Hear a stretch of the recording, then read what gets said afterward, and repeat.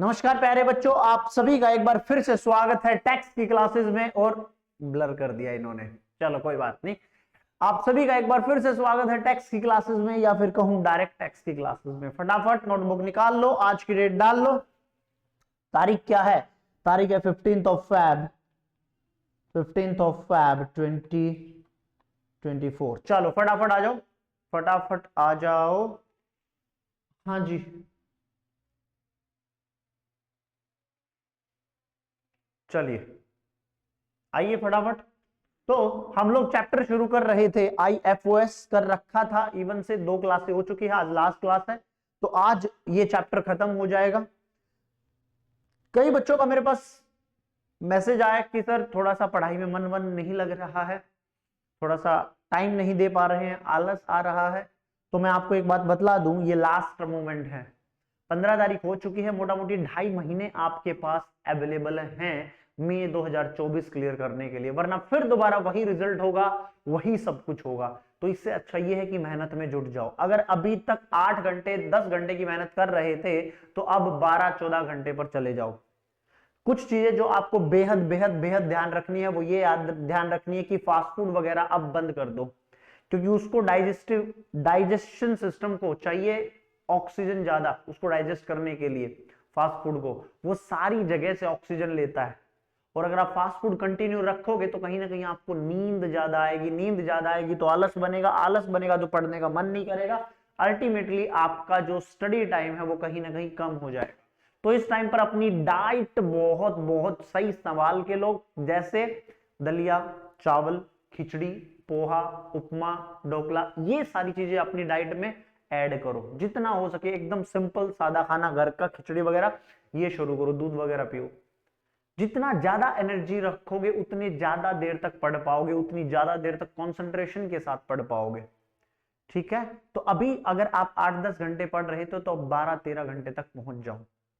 ठीक है, सुबह उठो आराम से। मैं फिर कहूंगा, जो मेरा शेड्यूल था वो मुझे बहुत सही लगता है, और वो काफी बच्चों को मैंने बताया तो उन्होंने फॉलो किया और फीडबैक पॉजिटिव आया, इसलिए मुझे सही लगता है। शेड्यूल क्या था? सुबह उठे 4 से 5 बजे, जो अर्ली उठते हैं, सुबह जल्दी उठते हैं, 4 घंटे एट ए स्ट्रेच पढ़े, बीच में 2 घंटे के बाद एक 5-7 मिनट का ब्रेक ले लिया। 4 घंटे पढ़े थ्योरी सब्जेक्ट, सुबह सुबह फ्रेश माइंड के साथ। नाश्ता वास्ता किया, पूजा पाठ किया, 10-15-20 मिनट, आधे घंटे बाद फिर दोबारा 4 घंटे का एट ए स्ट्रेच, उसमें फिर बीच में 2 घंटे बाद एक छोटा सा ब्रेक ले लिया। 4 और 4 8, मोटा मोटी 12-1 के करीब टाइम हो गया। 12-1 बजे आपने लंच किया, बढ़िया लंच किया, पौना घंटा या 40 मिनट सोए, बॉडी को आराम दो ताकि ये दोबारा से एनर्जी के साथ उठे। सो आराम से दिन में, लेकिन कभी भी 2 से 5 का टाइमिंग मत चुनना, क्योंकि ये आपका एग्जाम का टाइम होता है। अभी से आदत चेंज करना शुरू करोगे तब जाकर आदतें बदलती हैं। तो इस टाइम पर कभी भी गलत आदत मत डाल लेना, कहीं पहले उसको डालने में टाइम लगेगा आदत को, फिर उसको बदलने में टाइम लगेगा, तब तक एग्जाम आ जाएंगे। तो आदतें ही शिफ्ट होते रहेंगी एक जगह से दूसरी जगह। ठीक है, 1-2 बजे बढ़िया सोए, 1 बजे 1:30 बजे के करीब 40 मिनट 45 मिनट आराम से फिर दोबारा उठे। जैसे ही आप दोबारा उठते हो, आपका दिन एक नई तरोताजगी के साथ फिर दोबारा शुरू होता है। जैसे आप सुबह 4-5 बजे उठे थे, दोपहर को फिर उठे, फिर अपना प्रैक्टिकल सब्जेक्ट एकदम रगड़ दिया आपने, शाम तक 8-10 बजे तक पढ़े आराम से। तो अभी थोड़ा सा टाइम बढ़ाओ। आरटीपी एमटीपी आ रही है धीरे धीरे, मैंने एमसीक्यू डालना शुरू कर दिए हैं आपके लिए। 2 खुशखबरी हैं। खुशखबरी नंबर 1 क्या? जल्दी बोलो। आपके आईसीएआई के जितने भी एमसीक्यू हैं वो सारे के सारे पीडीएफ में डाल दिए गए हैं। पीडीएफ बना के उनकी रिलीज कर दी जाएगी एज सुन एज पॉसिबल, या फिर वीडियो के थ्रू आप तक पहुंचाया जाएगा सॉल्यूशन के साथ, समझा समझा के। वहां पर भी आपकी एक रिवीजन मैं जरूर करवाऊंगा। साथ में दूसरा, मैंने कहा था क्या कहा था सर आपने? हाँ जी, मैंने कहा था कि हम लोग 15-16 तारीख से अपने बैच की टाइमिंग बढ़ा देंगे। तो हम 2.5 घंटे 3 घंटे धीरे धीरे स्ट्रेच करके बढ़ाएंगे टाइमिंग। ठीक है, क्योंकि 29 फैब तक डायरेक्ट टैक्स आपका कंप्लीट चाहिए मुझे। और हो सके जितना हो सके उतना प्रैक्टिस करो, जितना हो सके उतना प्रैक्टिस करो, तब जाकर मजा आएगा। ऐसे मजा नहीं आएगा, बिना प्रैक्टिस के बिना उसके जाओगे, औंधे मुंह गिरोगे एग्जाम में, फिर दोबारा औंधे मुंह गिरोगे। कोई फर्स्ट टाइम दे रहा है तो वो भी गिर सकता है, कोई बड़ी बात नहीं है। तो उससे अच्छा ही है कि यहीं पर इतनी प्रैक्टिस कर लो कि वहां पर जाओ तो वहां पर दिमाग ना चले, सिर्फ हाथ चलने चाहिए। हाथ की इतनी प्रैक्टिस होनी चाहिए कि जितना हाथ से सॉल्व करो फटाफट सॉल्व होता चला जाए क्वेश्चन। वहां कभी भी एग्जाम में हमेशा कहा जाता है जिसने दिमाग चला लिया उसका पेपर अच्छा हो ही नहीं सकता या टाइम पे कंप्लीट नहीं हो सकता, क्योंकि प्रैक्टिस आपकी इतनी होनी चाहिए ना, दिमाग नहीं चलता वहां पर, फटाफट फटाफट फटाफट हाथ चलते हैं। ठीक है, तो प्रैक्टिस करो, रज के करो, टाइमिंग बढ़ाओ, आलस मत लेकर आओ शरीर में इस टाइम पे तो बिल्कुल भी नहीं। यू कांट अफोर्ड आलस। एक बहुत अच्छी कहावत है हिंदी में कि आलस्य मनुष्य का सबसे बड़ा शत्रु है। इंग्लिश में laziness is the biggest enemy of human. तो कभी भी आलस नहीं आना चाहिए आपके पास। ठीक है, चलो इसी के बाद अपना चैप्टर शुरू करते हैं। IFOS। IFOS में मैंने आपको कुछ बताया था। रीति रिवाज हमारा क्या है कि हम लास्ट क्लास को रिवाइज करेंगे, फटाफट आओ एक बार जो लास्ट क्लास में पढ़ा था उसको फर्स्ट रिवाइज करेंगे, उसके बाद हम आगे कंटिन्यू करेंगे। चलो, तो लास्ट IFOS में मैंने दो मेजरली टॉपिक आप लोगों को बताए थे कि दो मेजर टॉपिक है IFOS में। कौन कौन से दो मेजर टॉपिक हैं सर? एक डिविडेंड का मेजर टॉपिक है और एक गिफ्ट का मेजर टॉपिक है। हाँ जी, चलो डिविडेंड का मैंने रिवाइज करवा दिया था, गिफ्ट का हम लोग रिवाइज करने जा रहे हैं। फटाफट नोटबुक निकालो, अपनी नोटबुक निकालो। गिफ्ट वाले प्रोविजन में कहां थे ये? डिविडेंड डीम डिविडेंड वाला क्लियर है? चलो आज इसके छोटे मोटे जो भी टॉपिक बचे हुए हैं वो कंप्लीट करेंगे। पेज नंबर है आपका 6.9, निकाल लो पेज नंबर 6.9। गिफ्ट यहां से शुरुआत हुई थी गिफ्ट की। चलिए जी, सबसे पहले गिफ्ट 3 पार्ट्स में बांट दिया इन्होंने, चाहे फ्री में मिले चाहे कम पर मिले वो गिफ्ट कहलाएगा। अगर कम वैल्यू पर भी मिला कोई भी चीज तो वो गिफ्ट कहलाएगी। 3 चीजें कौन कौन सी हैं? एक मनी की फॉर्म में है, cash, bank, demand draft, DD वगैरह। दूसरा मूवेबल एसेट्स है और तीसरा इमूवेबल प्रॉपर्टी है। आपको चेक करना है कि क्या जो कैश मिल रहा है, जो बैंक मिल रहा है, फर्स्ट थिंग अगर मैं बात करूं क्या वो 50,000 से एक्सीड करता है? अगर वो 50,000 से एक्सीड करता है फ्री ऑफ कॉस्ट, बिना किसी चीज के आपको कोई पेमेंट मिल रही है तो वो गिफ्ट हो जाएगी आपकी। अगर वो 50,000 से एक्सीड करती है, सर क्या 50,000 से एक्सेस अमाउंट गिफ्ट होगी या पूरी की पूरी सारी अमाउंट? सर पूरी की पूरी टैक्स हो जाएगी। जैसे आपको लेट से मिले 75,000 तो पूरा 75,000 टैक्स होगा, ना कि 25,000। Got it? Got it sir.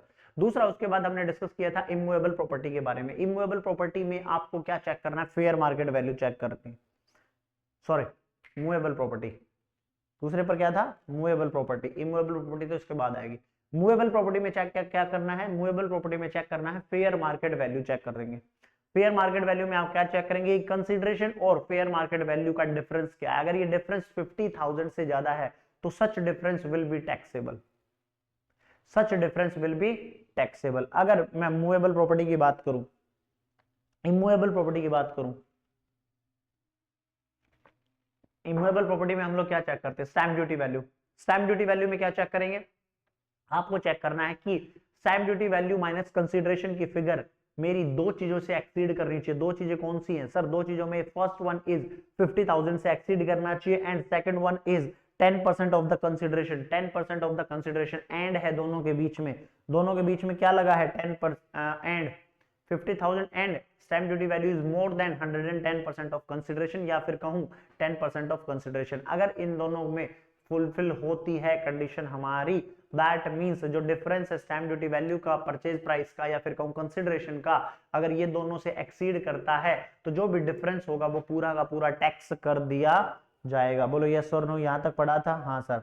उसके बाद हम लोगों ने देखा था प्रॉपर्टी की डेफिनेशन क्या है। प्रॉपर्टी की डेफिनेशन में आप लोगों को बताया था सबसे पहले इमूवेबल प्रॉपर्टी बताई थी। इमूवेबल प्रॉपर्टी में क्या क्या आता है सर? इमूवेबल प्रॉपर्टी में लैंड, बिल्डिंग और दोनों चीजें आती है, लैंड, बिल्डिंग और बोथ। उसके बाद share and securities, drawing, jewellery, archaeological collection, painting, sculpture, any work of art, Boolean. और लास्ट था एक नया ऐड हुआ था video, virtual digital assets like crypto currency. उसके बाद मैंने आपको बताया था कि motor car, mobiles, watch, laptops वगैरह कभी भी प्रॉपर्टी की डेफिनेशन में नहीं आती। अगर वो नहीं आती प्रॉपर्टी की डेफिनेशन में क्योंकि ये यहां पर कवर नहीं हुई है, सिर्फ ये एसेट ही कवर होंगी तभी 56(2)(10) लगेगा। जल्दी बोलो हाँ सर। चलिए उसके बाद हम लोगों ने कुछ बातें डिस्कस की थी। अगर आपको गिफ्ट, हाँ जी, एम्प्लॉयर से गिफ्ट मिल रहा है, अगर वो कैश या कैश की फॉर्म में मिल रहा है तो पूरा टैक्सेबल, अगर वो काइंड में मिल रहा है तो आपको चेक करना है कि 5,000 से ज्यादा है, इक्वल है या उससे कम है। 5,000 है, उससे ज्यादा है या उससे कम है। अगर 5,000 की इक्वल या उससे ज्यादा है तो पूरा का पूरा टैक्स हो जाएगा। इक्वल टू और more than 5,000 is taxable under the head salary. उसके बाद हम लोगों ने डिस्कस किया था अगर आपको बिजनेस में कोई भी गिफ्ट मिलता है तो वो कहां टैक्स होगा, वो पीजीबीपी में टैक्स होगा, वो आईएफओएस में टैक्स नहीं होगा। अगर आपको कोई स्कॉलरशिप मिलती है किसी भी कॉस्ट ऑफ एजुकेशन के लिए, मतलब किसी भी एजुकेशन की कॉस्ट को फुलफिल करने के लिए कोई स्कॉलरशिप मिलती है तो वो एग्जेम्प्ट है। अगर आपको कोई अवार्ड मिलता है सेंट्रल गवर्नमेंट या स्टेट गवर्नमेंट के थ्रू तो वो भी आपका क्या होगा, एग्जेम्प्ट होगा। यस और नो, यस और नो, यस सर। चलिए, following gifts are not taxable irrespective of their amount. Following gifts, ये गिफ्ट कभी भी टैक्सेबल नहीं होते इररिस्पेक्टिव ऑफ देयर अमाउंट। चाहे 1 रुपए का गिफ्ट है, चाहे 1 करोड़ का गिफ्ट है, चाहे 1 लाख का गिफ्ट है, ये गिफ्ट कभी भी टैक्सेबल नहीं होते। कौन कौन से हैं? गिफ्ट फ्रॉम रिलेटिव, अगर आपके रिलेटिव आपको गिफ्ट दे रहे हैं। रिलेटिव की डेफिनेशन में क्या था? रिलेटिव की डेफिनेशन में ये था, ब्रदर सिस्टर या स्पाउस ऑफ इंडिविजुअल। कोई भी एक इंसान है, उसके ब्रदर सिस्टर और स्पाउस, या फिर brother sister of spouse of individual, spouse के ब्रदर सिस्टर, या फिर brother sister of either of the parents of individual, माँ बाप के brother sister. Any lineal ascendant, lineal descendant, ऊपर पीढ़ी नीचे पीढ़ी, दादा दादी पोता पोती, नात, ऊपर परदादा परदादी, ये सारे के सारे किसमें आएंगे? कहां आएंगे? रिलेटिव की डेफिनेशन में। और इनसे रिलेटेड कोई भी स्पाउस होगा, इन सब का कोई भी स्पाउस होगा, हस्बैंड के लिए वाइफ, वाइफ के लिए हस्बैंड, तो वो भी रिलेटिव की डेफिनेशन में आएगा। हाँ जी, क्लियर है? क्लियर है सर।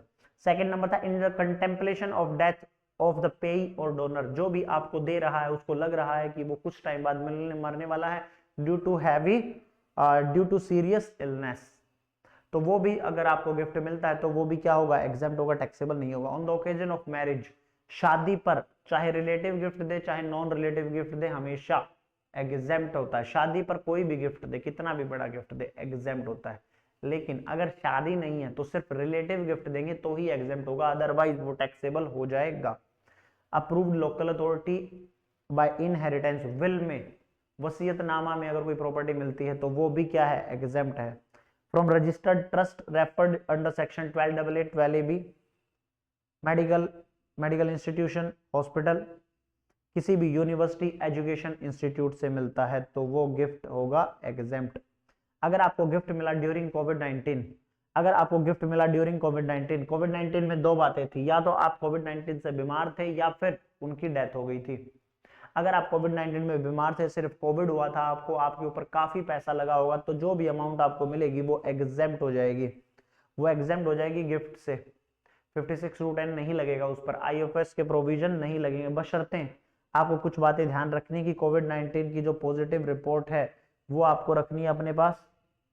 दूसरा, सारे नेसेसरी डॉक्यूमेंट मेडिकल डायग्नोस के 6 महीने के अंदर अंदर वो रखने हैं आपको। कंडीशन 2 क्या थी? कंडीशन 2 ये थी कि आप विद इन 9 मंथ, जो भी जिस भी साल में आपको वो गिफ्ट का पैसा मिला, मान लीजिए किसी भी को कोविड-19 हुआ, उसको किसी ने गिफ्ट कर दिया, चल यार तेरी जिंदगी में हालत थोड़ी सी नाजुक है, फाइनेंशियल कंडीशन वीक है तुम्हारी, तो एक काम कर, मैं तुम्हें पैसे दे देता हूँ, तुम अपना इलाज कराओ कोविड-19 में। तो जिस भी साल में दिया, वो साल खत्म होने के 9 महीने के अंदर अंदर इनकम टैक्स को बताना पड़ेगा कि कोविड-19 में फला फला व्यक्ति ने मुझे इतना पैसा दिया था गिफ्ट के तौर पर। दूसरा, by a member of family of the deceased person, अगर कोई किसी की डेथ हो गई है और डेथ के बाद उसके फैमिली मेंबर को कुछ मिलता है, तो अगर एम्प्लॉयर से मिलता है तो विदाउट एनी लिमिट, एम्प्लॉयर कितना भी चाहे दे सकता है। कोई और पर्सन दे रहा है तो लिमिट लगा दी, 10 लाख रुपए तक ही दे सकता है। वही आपको 12 महीनों के अंदर अंदर अमाउंट मिल जानी चाहिए डेथ के, और आपको कोविड-19 की रिपोर्ट रखनी है, सारे डॉक्यूमेंट रेडी करने हैं कोविड-19 वाले, और वही 9 महीने के अंदर अंदर आपको इनकम टैक्स डिपार्टमेंट को बताना पड़ेगा वो साल खत्म होने के। फैमिली का मतलब यहाँ पर दिया हुआ है, आप रीड आउट कर सकते हैं। हाँ जी, यहाँ तक हम लोगों ने पढ़ लिया था।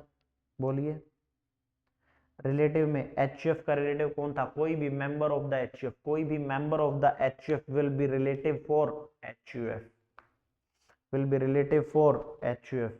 हाँ जी बोलिए, यहां तक हम लोगों ने क्लियर किया था, यहां तक कोई दिक्कत परेशानी? No sir. चलो आज आगे की क्लास कंटिन्यू करते हैं, आज आगे की क्लास कंटिन्यू करते हैं। एक बार शुरुआत से देखते हैं कि क्या हमने इस चैप्टर में कुछ छोड़ा है। आज इस चैप्टर को खत्म करेंगे, नया चैप्टर शुरुआत करेंगे। अरे काफी लंबा चैप्टर है यार ये तो। चलो आईएफओएस, आईएफओएस में देखते चलते कुछ हमसे छूटा तो नहीं है। अगर कुछ भी छूटा होगा, जैसे ये वाला point, following incomes are taxable under the head IFOS if not taxable under the head PGBP. अगर ये इनकम्स पीजीबीपी में टैक्स नहीं होती, उसने बोला if not taxable under the head PGBP, तो आप इन इनकम्स को सीधा कहां पर ले आओगे? आईएफओएस में ले आओगे। सर ये पता कैसे चलेगा कब पीजीबीपी में टैक्स होगा और कब आईएफओएस में टैक्स होगा?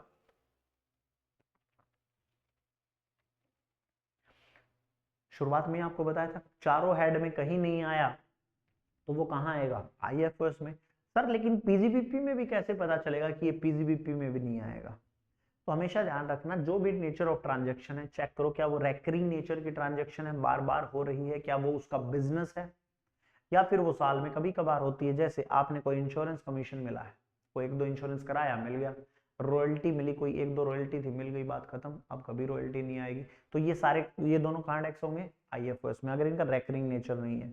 लेकिन अगर इनका रेकरिंग नेचर होता, रॉयल्टी आपको back to back back to back back to back back to back मिलती जा रही है, तो आप पीजीबीपी में टैक्स करते हो उसको। ठीक है, ठीक है जी। Interest on securities, interest on bank deposit या डिपॉजिट विद द कंपनीज, अगर आपको इंटरेस्ट मिलता है तो वो आईएफओएस में टैक्सेबल होगा। एम्प्लॉय का contribution to provident fund etcetera received by employer, अगर एम्प्लॉयर को एम्प्लॉय अपना कंट्रीब्यूशन देता है पीएफ ईएसआई वगैरह में, और वो पीएफ ईएसआई की ड्यू डेट से पहले जमा नहीं होता है, तो आपके हाथ में, मतलब जैसे मैं कहीं पर भी एम्प्लॉय हूं, तो मैंने एम्प्लॉयर को बोला, एम्प्लॉयर ही जमा कराता है पीएफ ईएसआई का पैसा, वो मेरे बिहाफ पर जमा करा देता है गवर्नमेंट के पास। अगर वो गवर्नमेंट को उस ईएसआई पीएफ की ड्यू डेट से पहले जमा नहीं कराया, तो जो मैंने पैसा एम्प्लॉयर को दिया था वो उसके हाथ में टैक्स कर दिया जाएगा और आईएफओएस में टैक्स कर दिया जाएगा। जब वो जमा करा देगा तो वहां से उसका वो टैक्स हटा दिया जाएगा, दैट मीन्स वो उसकी इनकम से हटा दिया जाएगा। Income from letting out on hire plant machinery furniture, अगर आप घर किराए पर देते हैं तो हाउस प्रॉपर्टी में टैक्सेबिलिटी आती है। लेकिन अगर आप फर्नीचर, प्लांट एंड मशीनरी, ये चीजें किराए पर देते हैं, कभी कभार बैक टू बैक देते हैं, तो कहां आ जाएगा? पीजीबीपी में। तो ये आपको पता होना चाहिए, आजकल दिल्ली, बैंगलोर, पुणे, इन बड़े बड़े शहरों में ये बहुत बहुत बहुत चलन में है ये चीजें, कि आजकल लोग फर्नीचर नहीं खरीदते, वो सीधा क्या करते हैं, बहुत सी वेबसाइट्स हैं वहां से सीधा रेंट पर मंगा लेते हैं। 100, 200, 500, 1000 रुपए तक उनका मंथली रेंट होता है, वो रख के जाते हैं, लेकर जाते हैं, जब आपको यूज हो आप यूज कीजिए, फिर वापस कर दीजिए। देख रहे हो? चलिए, income from letting out when letting out of building is inseparable from letting out of the plant and machinery and furniture fixture, आपने किसी से मकान किराए पर लिया, साथ में उसकी एमिनिटीज भी ले ली, फर्नीचर, एसी वगैरह, टेबल, कुर्सी, चेयर, सारी चीजें ले ली। अब आपको पता ही नहीं चल रहा कि रेंट एक्चुअल मकान का कितना था और इस जो भी गुड्स यूज के लिए फर्नीचर वगैरह लिया है उसकी क्या रेंट है। तो उस केस में क्या होगा? इनसेपरेबल है, आपने जो रेंट एग्रीमेंट बनाया उसमें बाइफर्केशन है ही नहीं कि सामान का इतना रेंट है और घर का इतना रेंट है, तो इनसेपरेबल है, तो आप उसको सीधा सीधा कहां टैक्स कर देंगे? आईएफओएस में। अगर कोई भी एक्सपेंडिचर इनकर्ड करेंगे, ये बात ध्यान रखना, वो अलाउड होता है हमेशा। अगर आप आईएफएस में कोई भी इनकम हो रही है, उस इनकम को जनरेट करने के लिए बाई चांस आपने कोई एक्सपेंडिचर कर दिया, तो वो उसकी डिडक्शन हमेशा मिलती है, जस्ट लाइक पीजीबीपी। ठीक है जी, ठीक है sir. Dividend already complete, yes sir. Deemed dividend already complete, yes sir.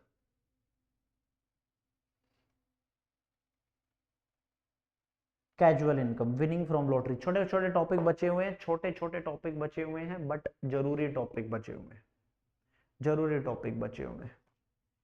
ये याद है? याद है वो दिन जब शुरुआत में तुम नए नए बच्चे आए थे और तुम्हें मैंने बताया था कि कैजुअल इनकम भी कोई इनकम होती है। कैजुअल इनकम पर कभी भी स्लैब रेट नहीं लगता, वो फिक्स 30% पर टैक्सेबल होती है, ये हमारा डिस्कशन हो चुका है। कभी भी कैजुअल इनकम को अर्न करने में कोई खर्चा लगा है तो वो कभी भी माइनस नहीं होता है, खर्चे की कोई डिडक्शन नहीं मिलती कैजुअल इनकम से, यस और नो? हाँ सर। और अगर आपकी बेसिक एग्जम्पशन लिमिट अनएग्जॉस्टेड है बेट, अगर आपकी बेसिक एग्जम्पशन लिमिट अनएग्जॉस्टेड है मतलब डिफिशियंसी है, आपकी वो लिमिट पूरी नहीं हो पा रही है, तो आप कभी भी कैजुअल इनकम से उसको पूरा नहीं कर पाएंगे। एंड उसके साथ साथ में इसमें एक पॉजिटिव बात ये थी कि rebate under section 87A casual income से मिल जाती है, rebate under section 87A casual income से मिल जाती है।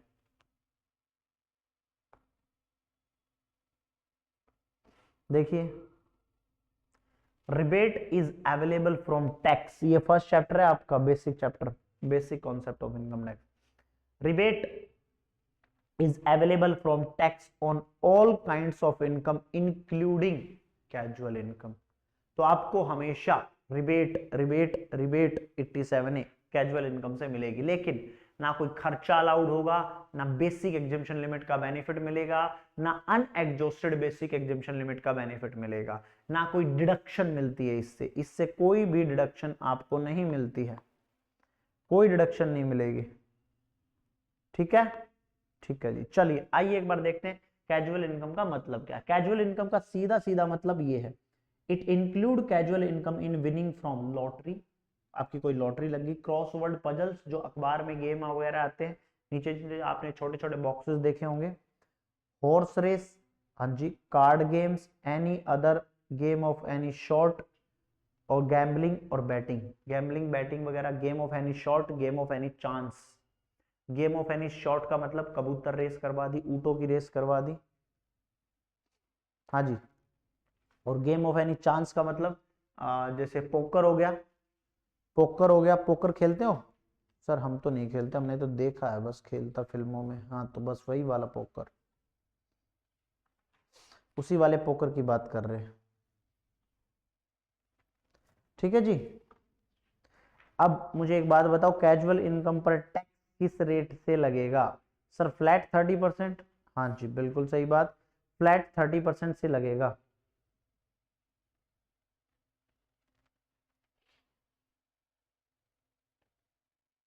सरचार्ज है तो कोई सरचार्ज लगा देंगे, एचईसी तो ऐड होगा ही होगा, हमेशा 4% का एचईसी आप इसमें ऐड करके चलेंगे। कोई भी आपको डिडक्शन नहीं मिलेगी, कोई भी चैप्टर 6 से डिडक्शन नहीं मिलेगी, कोई भी एक्सपेंडिचर नहीं मिलेगा, अनएग्जॉस्टेड बेसिक एग्जम्पशन लिमिट का भी बेनिफिट नहीं मिलेगा। Grossing up of the winning from lottery, हाँ जी, ग्रॉसिंग अप क्या आप ग्रॉस अप कर सकते हैं? जैसे मान लीजिए कोई 10,000 रुपए की आपको इनाम मिलना था और उस पर उन्होंने 30% का टीडीएस काट लिया, मान लो आपने गैम्बलिंग में पैसा जीता है, उन्होंने 30% डिडक्शन कर ली, आपको कितना मिला? 7,000।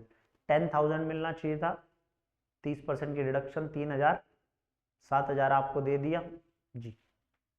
अब मुझे बताओ, बाई चांस आपको ये पता करना है कि एक्चुअल में मुझे कितना पैसा मिलना था, पता ही नहीं, क्योंकि एक दो ट्रांजेक्शन है तो ठीक है, हजारों ट्रांजेक्शन हो जाती है, छोटी छोटी छोटी छोटी छोटी, आपको पता ही नहीं चलता। तो ग्रॉस अप करने का सबसे आसान तरीका क्या होता है?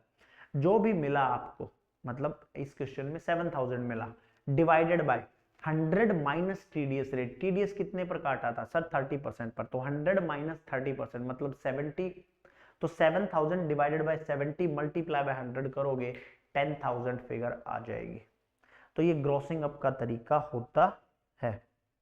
Interest received on securities, interest received on securities, इसका क्या मतलब है? इंटरेस्ट रिसीव्ड ऑन सिक्योरिटीज, आपको कोई भी इंटरेस्ट मिल रहा है सिक्योरिटीज पर, डिबेंचर बॉन्ड पर आपको कोई इंटरेस्ट मिल रहा है, तो आपको ये सबसे पहले चेक करना है जो भी आपने सिक्योरिटीज ले रखी थी उनका पर्पस क्या था, आप किस पर्पस के लिए वो सिक्योरिटीज हेल्ड करके रखते हैं। मतलब आपका वो बिजनेस था, आप खरीदते बेचते रहते थे, बेचते रहते थे, मतलब उसकी फ्रीक्वेंसी ज्यादा थी खरीदने बेचने की, या फिर आपका इन्वेस्टमेंट पर्पस था। अगर आपका इन्वेस्टमेंट पर्पस था तो जो भी आप सिक्योरिटीज पर इंटरेस्ट आएगा वो कहां टैक्स हो जाएगा, वो आईएफओएस में टैक्स हो जाएगा। लेकिन अगर आपका पर्पस ही क्या था, जल्दी बोलो, पीजीबीपी, खेलना कूदना, मतलब बार बार बेचना बेचना खरीदना बेचना खरीदना बेचना खरीदना बेचना, तो उस केस में वो इनकम कहां टैक्सेबल हो जाएगी, पीजीबीपी में। फर्स्ट दो लाइनें देखो, अगर सिक्योरिटीज आप हेल्ड करते हो एज ए इन्वेस्टमेंट तो आईएफएस में टैक्स कर देंगे, स्टॉक इन ट्रेड तो पीजीबीपी में टैक्स कर देंगे।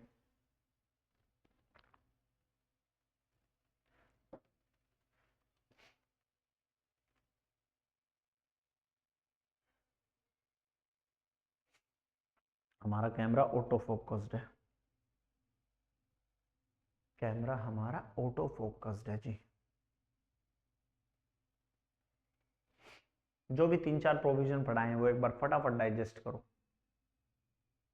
फटाफट इससे पहले वाले भी सारे के सारे प्रोविजन फटाफट एक बार डाइजेस्ट करो खुद से, फिर मैं आगे बढ़ूंगा। कुछ क्वेश्चंस की भी प्रैक्टिस करेंगे अभी।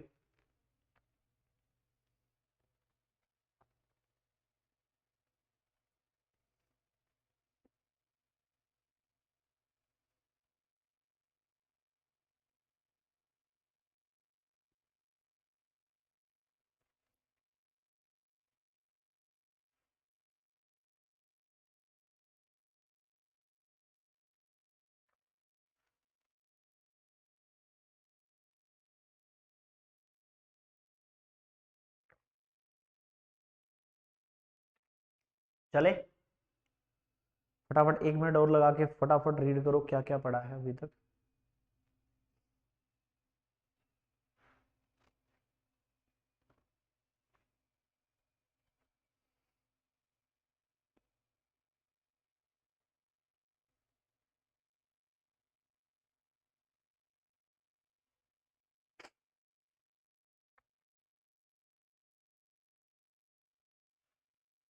चलिए, इंटरेस्ट रिसीव्ड ऑन सिक्योरिटीज मैंने बताया, अगर आपको इंटरेस्ट इन्वेस्टमेंट पर मिलता है तो वो आईएफएस में टैक्स होगा, और अगर आपका ये पीजीबीपी का काम है, स्टॉक इन ट्रेड वाला है, तो आपको कहां पर टैक्स होगा, पीजीबीपी में। लेकिन इन्होंने बोला कि exception are always there, following interest income would be exempt, ये इंटरेस्ट इनकम आपकी एग्जेम्प्ट हो जाएंगी। कौन कौन सी, पहले अगर आपको पोस्ट ऑफिस में कोई बैंक अकाउंट खुलवा रखा आपने, उस पर सेविंग अकाउंट है और उस पर आपको कोई पैसा मिल रहा है, तो इंडिविजुअल अकाउंट है तो 3500 तक एग्जेम्प्ट है, और जॉइंट अकाउंट है तो इसका डबल कर लो, दैट मीन्स 7000 तक आपका एग्जेम्प्ट है क्या, इंटरेस्ट। इसने पहले क्या बोला कि टैक्सेबल है, लेकिन एक्सेप्शंस आर ऑलवेज देयर, हमेशा एक्सेप्शन तो रहेंगी, तो 3500 और 7000 तक का एग्जेम्प्ट है। जो जो इसमें से मैं बताऊं वही देखना है, बाकी आपको खुद घर से रीड करना है। Bhopal gas victim, Bhopal gas कांड हुआ था, जब वो भोपाल गैस कांड हुआ था तो उसमें बहुत लोगों को पैसा मिला था एज ए कंपनसेशन। जो वो कंपनसेशन मिला वो आरबीआई बैंक के साथ किसी ने खुलवाया या फिर किसी और सेंट्रल बैंक के पास, तो उस पर मिलने वाला जो भी इंटरेस्ट होगा वो भी क्या होगा, एग्जेम्प्ट होगा। Interest on deposits made for the benefit of victims of Bhopal gas disaster in account with RBI और any other public sector bank, exempt हो जाएगा। अगर आपको इंटरेस्ट मिल रहा है नॉन रेजिडेंट से, आरएनओआर से, इंटरेस्ट रिसीव किया जा रहा है नॉन रेजिडेंट के थ्रू या आरएनओआर के थ्रू, फ्रॉम डिपॉजिट इन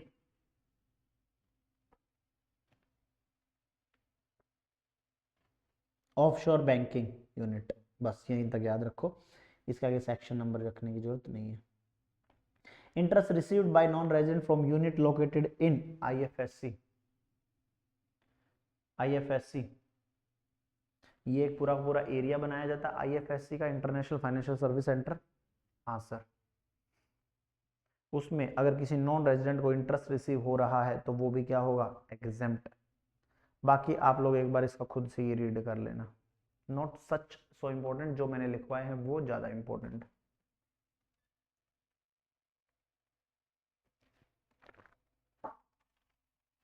हाँ जी, चल सकते हैं आगे, एक क्वेश्चन भी है होमवर्क आपके लिए।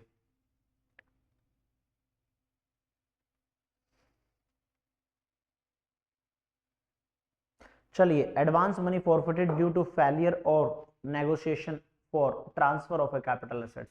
होता क्या है कि कई बार ये छोटे छोटे टॉपिक्स हैं, जल्दी खत्म हो जाएंगे, लेकिन असरदार टॉपिक्स हैं। अब ये टॉपिक आईएफएस में भी काम आता है और कैपिटल गेन वाले चैप्टर में भी काम आता है। अगर आप एडवांस मनी फॉरफिट करते हैं, मान लो मेरा किसी का टाइप हुआ, हमने बोला कि हम आपका ये वाला प्लॉट, ये वाली जमीन, ये वाला फ्लैट खरीद लेंगे, ठीक है। उन्होंने हमसे बयाने की उम्मीद वो की, किसकी की? बयाना मतलब टोकन मनी, ठीक, टोकन मनी दिया, हमने दे दिया, लेकिन बाद में हमारा मूड पलट गया, बोले हम नहीं खरीद रहे यार, हम नहीं खरीद रहे, ठीक है कोई बात नहीं, वापस कर दीजिए। लेकिन बयाना कभी, टोकन मनी कभी भी, एडवांस मनी कभी भी रिपीट वापस नहीं होती, वो कहता है गया ये पैसा। या फिर सामने वाले ने मुझे कहा था कि ठीक है टोकन मनी आपने दे दी, लेकिन जो बैलेंस पेमेंट है वो आप 2 महीने के अंदर अंदर कर दीजिए, अदरवाइज ये टोकन मनी फॉरफिट हो जाएगी। तो हमें ये चेक करना है कि ये टोकन मनी फॉरफिट कब हुई है। अगर ये टोकन मनी अप टू 31 मार्च 2014 तक फॉरफिट हुई है, अप टू 31 मार्च 2014 तक फॉरफिट हुई है, तो आप इसको कॉस्ट ऑफ एक्विजिशन में से माइनस करेंगे एसेट की। कहां से माइनस करेंगे? कॉस्ट ऑफ एक्विजिशन में से माइनस करेंगे। लेकिन अगर ऑन और आफ्टर 1/4/2014 एडवांस मनी आपने फॉरफिट की है ऑन और आफ्टर 1/4/2014, तो आप उसको कहां टैक्सेबल करेंगे? Taxable under the head IFOS में। आप उसको सीधा सीधा टैक्स कर देंगे आईएफओएस में। देखिए, कोई दिक्कत परेशानी समस्या है तो फटाफट बताइए। अगर आपको एडवांस मनी मिली due to failure of negotiation for transfer of a capital asset, ये टॉपिक हम कैपिटल गेन का जब चैप्टर पढ़ेंगे, आज से शुरुआत करेंगे, तो उसमें भी ये टॉपिक पढ़ेंगे कि एडवांस मनी अगर फॉरफिट कर लेते हो आप, तो वो अगर 31 मार्च 2014 तक की, तो वो reduce from cost of acquisition. अगर उसके बाद 1/4/2014 से की या उसके बाद की, तो वो आपकी आईएफएस में टैक्सेबल हो जाएगी। बोलिए बोलिए। ओके सर, चलिए इस वाले टॉपिक को देखते हैं। 1-2 टॉपिक और रह गए, फिर खत्म है ये चैप्टर। इसका प्रैक्टिकल क्वेश्चन भी अभी करेंगे। Issue of shares at premium bye closely held company. ध्यान से सुनना, कॉन्सेप्ट क्या कहता है। कॉन्सेप्ट ये कहता है कि पहले होता क्या था, आपको ये समझना बहुत जरूरी। देखिए होता क्या था, मान लो एक बैलेंस शीट है, ये आपकी बैलेंस शीट है, हाँ सर ये हमारी बैलेंस शीट है किसी प्राइवेट लिमिटेड कंपनी, क्योंकि इसने शब्द क्या यूज किया? Closely held company. Closely held company का मतलब जहां पर पब्लिक इंटरेस्ट नहीं लेती है, मतलब प्राइवेट लिमिटेड कंपनी है। अब ये प्राइवेट लिमिटेड कंपनी ने शेयर्स इशू कर दिए, मान लो 100 रुपए का शेयर था, इसने प्रीमियम लिया कितना? 1000 रुपए। टोटल कितना हुआ बैलेंस शीट में? 1100 रुपए। इधर बैंक में कितना आ जाएगा? 1100 रुपए। वो दिन याद करो, वो दिन याद करो 12th के, कुछ याद आया? Bank account debit to share capital, issued share capital, याद आया कुछ? बैंक में कितना आ जाएगा सर? 1100 रुपए। एक्स्ट्रा पैसा कितना ले लिया? 1000 रुपए। प्राइवेट लिमिटेड कंपनी है, पब्लिक नहीं है, प्राइवेट लिमिटेड है, ध्यान देना प्राइवेट लिमिटेड है। शेयर्स 100 रुपए का शेयर कितने में इश्यू कर दिया? प्रीमियम 1000 रुपए, मतलब 100 रुपए का शेयर 1100 रुपए में इश्यू कर दिया, 1000 रुपए जिसमें क्या है? प्रीमियम है। अब मुझे एक बात बताओ, इसके पास पैसा किस में है, किस फॉर्म में है? ब्लैक में है कि व्हाइट में? सर किसी के पास तो व्हाइट में पैसा है, पूरा का पूरा बैंक में शो हो रहा है। अब जिनको भी, देखिए you are a chartered accountant, आपको सब पता होना चाहिए। दुनिया बोलती तो है कि ब्लैक का व्हाइट करना है तो चार्टर्ड अकाउंटेंट्स की जरूरत पड़ती है। मैं कहता हूं अगर व्हाइट का ब्लैक करना है तो भी चार्टर्ड अकाउंटेंट्स की ही जरूरत पड़ती है, एथिकल वे में, नॉट अनएथिकल। ब्लैक का मतलब क्या? ब्लैक का मतलब ये नहीं होता कि पैसा काला हो जाता। ब्लैक का मतलब सिंपल सिंपल कैश, कैश में अगर उसको अब ये क्या है? रिकॉग्नाइज फॉर्म है, बैंक में पैसा है, अगर आपको कैश में दे दिया जाए आप उसका कहीं भी यूज कर सकते हो। सेम प्राइवेट लिमिटेड कंपनियां करने लगी, क्या करने लगी? व्हाइट का पैसा है, इसको ब्लैक में कन्वर्ट कर दिया। ब्लैक में कैसे कन्वर्ट किया, नीचे बन गया क्या, P&L अकाउंट। हाँ सर, और इन्होंने बहुत सिंपली ये पैसा इधर डेबिट कर दिया खर्चे में, over the period 5 to 10 years. कई हजार करोड़ रुपया इन्होंने व्हाइट का ब्लैक में कर दिया। सिर्फ क्या किया, किसी एक छोटी सी चीज को एक्सेस मात्रा में रिलीज करके लोगों से पैसा लिया व्हाइट में, उसको ब्लैक में कन्वर्ट किया। उन्हीं लोगों को ब्लैक में दे देंगे वापस। सिर्फ व्हाइट के पैसे को ब्लैक करना था। दुनिया में काम सारे होते हैं, black to white, white to black. Colour दो ही पसंद होने चाहिए। हिम्मत है मर्दे मर्दा, कौन से, या तो व्हाइट या ब्लैक, चॉइस इज योर्स, दोनों में फायदा है। ठीक है, तो इस चीज को रोकने के लिए सरकार ये सेक्शन लेकर आई और वो बोले 56(2)(7)(b कि भैया बात ऐसी है, ठीक है आप लोग इशू कर रहे हो शेयर्स, लेकिन हम ध्यान रखेंगे अगर कोई भी private limited company share issue कर रही है प्रीमियम पर, शेयर इशू कर रही है प्रीमियम पर, शेयर इशू कर रही है प्रीमियम पर, दैट मींस वो शेयर पार पर इशू नहीं हो रहे, डिस्काउंट पर इशू नहीं हो रहे, प्रीमियम पर इशू हो रहे। आया 12th क्लास, ध्यान आई, शेयर्स इशू किस किस पर होते थे, पार, प्रीमियम, डिस्काउंट, रिमेंबर। हाँ सर, तो ये वही वाली बात है। तो आपको चेक करना है कि कोई भी क्लोजली हेल्ड कंपनी अगर कोई भी शेयर्स प्रीमियम पर इशू कर रही है तो उसकी आईएफओएस में इनकम कितनी मानी जाएगी। आईएफओएस में इनकम उतनी मानी जाएगी कि फेयर मार्केट वैल्यू से ज्यादा जो भी पैसा होगा, किससे ज्यादा, फेयर मार्केट वैल्यू से ज्यादा जो भी पैसा होगा वो सारा आईएफओएस में टैक्स कर दिया जाएगा। जैसे मान लो इशू प्राइस है मेरा 10 रुपए, प्रीमियम है मेरा 100 रुपए, सॉरी इशू प्राइस नहीं, इसको फेस वैल्यू लिखो, इसको लिखो फेस वैल्यू।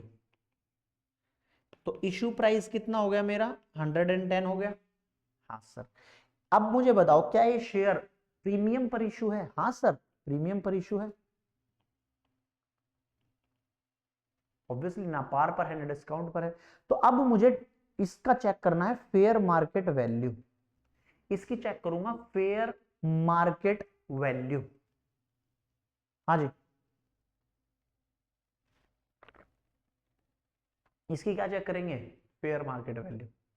अगर इसकी फेयर मार्केट वैल्यू, अगर इसकी फेयर मार्केट वैल्यू निकली मेरी कितनी, मान लो इसकी फेयर मार्केट वैल्यू है 80 रुपीज, अगर इसकी फेयर मार्केट वैल्यू कितनी है 80 रुपीज, तो हमें चेक करना है इसकी टैक्सेबल इनकम कितनी आएगी, टैक्सेबल इनकम कितनी आएगी। सर 80 रुपीज की चीज आपने 110 में इशू कर दी, दैट मीन्स 30 रुपीज एक्स्ट्रा लिए, 30 रुपीज एक्स्ट्रा लिए। हाँ सर आ जाओ, टैक्सेबल अमाउंट कितनी होगी, issue price of the share minus fair market value. Issue price कितना है सर 110, फेयर मार्केट वैल्यू कितनी है 80 रुपीज, तो 30 रुपीज क्या हो गया taxable value. Exception are always there, अगर आप venture capital undertaking, VCF venture capital fund या फिर वेंचर कैपिटल कंपनी इशूड करती हैं, अगर ये वेंचर कैपिटल का काम है तो ये टॉपिक, ये वाला सेक्शन अप्लाई नहीं होगा। For take an example, important point इसमें कि ये कभी भी सेक्शन पब्लिक कंपनी पर नहीं लगता, ये सेक्शन कभी भी पब्लिक कंपनी पर नहीं लगता। अगर आप शेयर इशू करेंगे पार या डिस्काउंट पर तो ये सेक्शन नहीं लगेगा।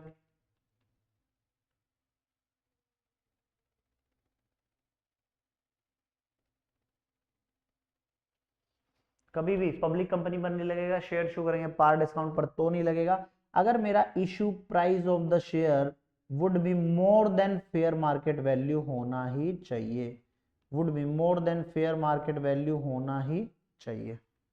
आपका इशू प्राइस, आपका issue price fair market value से ज्यादा होना ही चाहिए, तभी जाकर आप के ऊपर ये सेक्शन अप्लाई होगा। For take an example, a limited private limited, face value कितनी है, 100 रुपए का शेयर है, 120 रुपए में इशू कर दिया, इशू प्राइस फेयर वैल्यू। जब भी आप प्रीमियम चेक करेंगे आप यहां से चेक करेंगे, फेयर मार्केट वैल्यू कितनी है 120, तो 120 120 कुछ फर्क पड़ा, no sir, fair market value nil, तो आपका कुछ भी टैक्स नहीं होगा।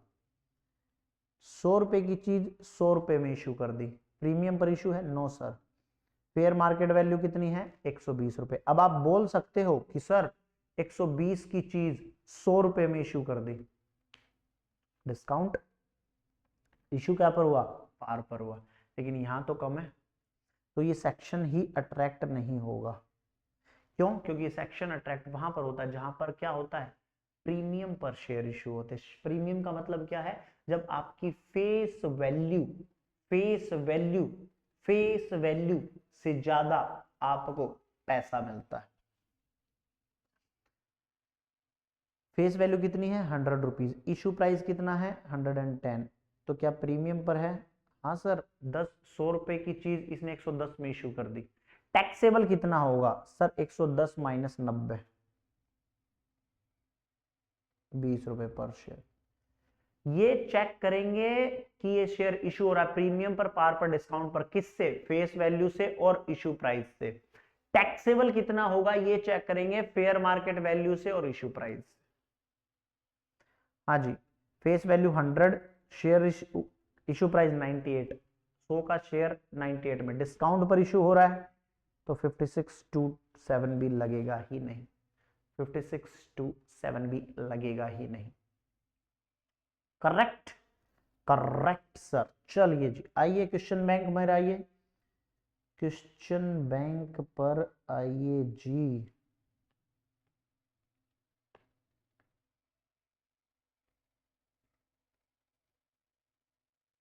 ये क्वेश्चन अभी हम करेंगे।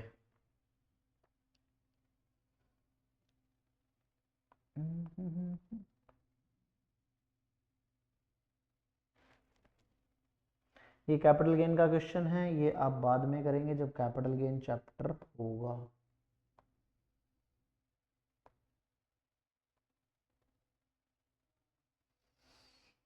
हाँ जी, ये वाला क्वेश्चन देखेंगे एक बार।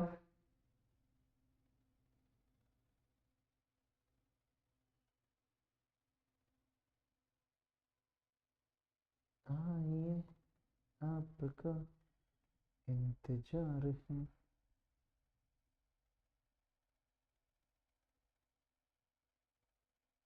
फटाफट बच्चे पहले खुद से ट्राई करेंगे। मई 2015 का क्वेश्चन है और इस पर पहले भी लिखा हुआ था, मैं फिर लिख देता हूं, मोस्ट इंपोर्टेंट क्वेश्चन आपके एग्जाम के लिए, most important question. Discuss the taxability of the about transaction, होना चाहिए था below transaction, below transaction in case of A company SSC. Company SSC में इन तीनों ट्रांजेक्शन का आंसर चेक नहीं करेंगे, आप खुद से एक बार सॉल्व करेंगे। टाइम है आपके पास 2 minute 2 minute 2 minute, total 6 minute आपके पास है, total 6 minutes for you।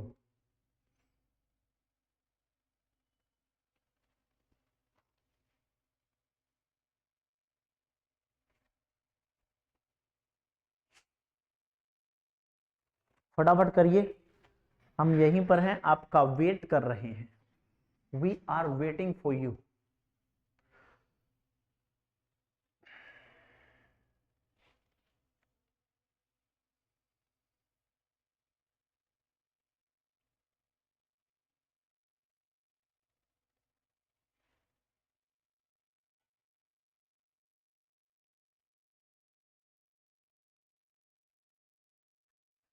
पहले आप खुद से ट्राई करेंगे फिर मैं ट्राई करवाऊंगा आपसे। अगर क्वेश्चन आपसे बन जाता है तो आप वीडियो स्किप कर सकते हैं, अगर क्वेश्चन में कहीं भी डाउट आता है तो आप धीरे धीरे जब मैं आपको समझाऊंगा तो आप समझेंगे।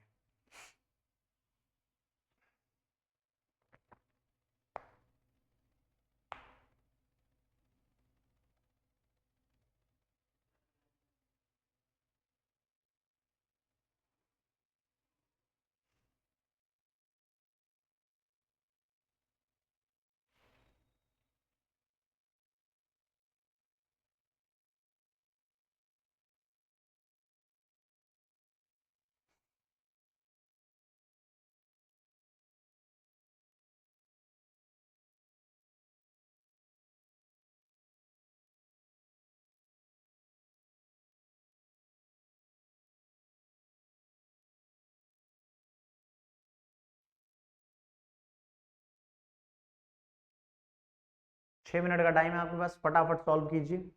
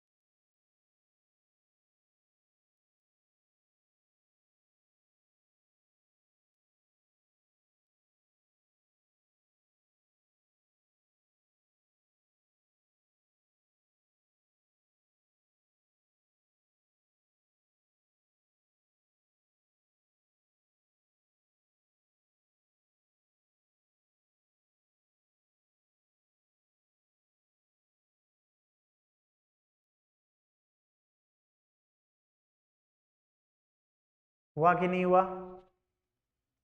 1 मिनट और है आपके पास।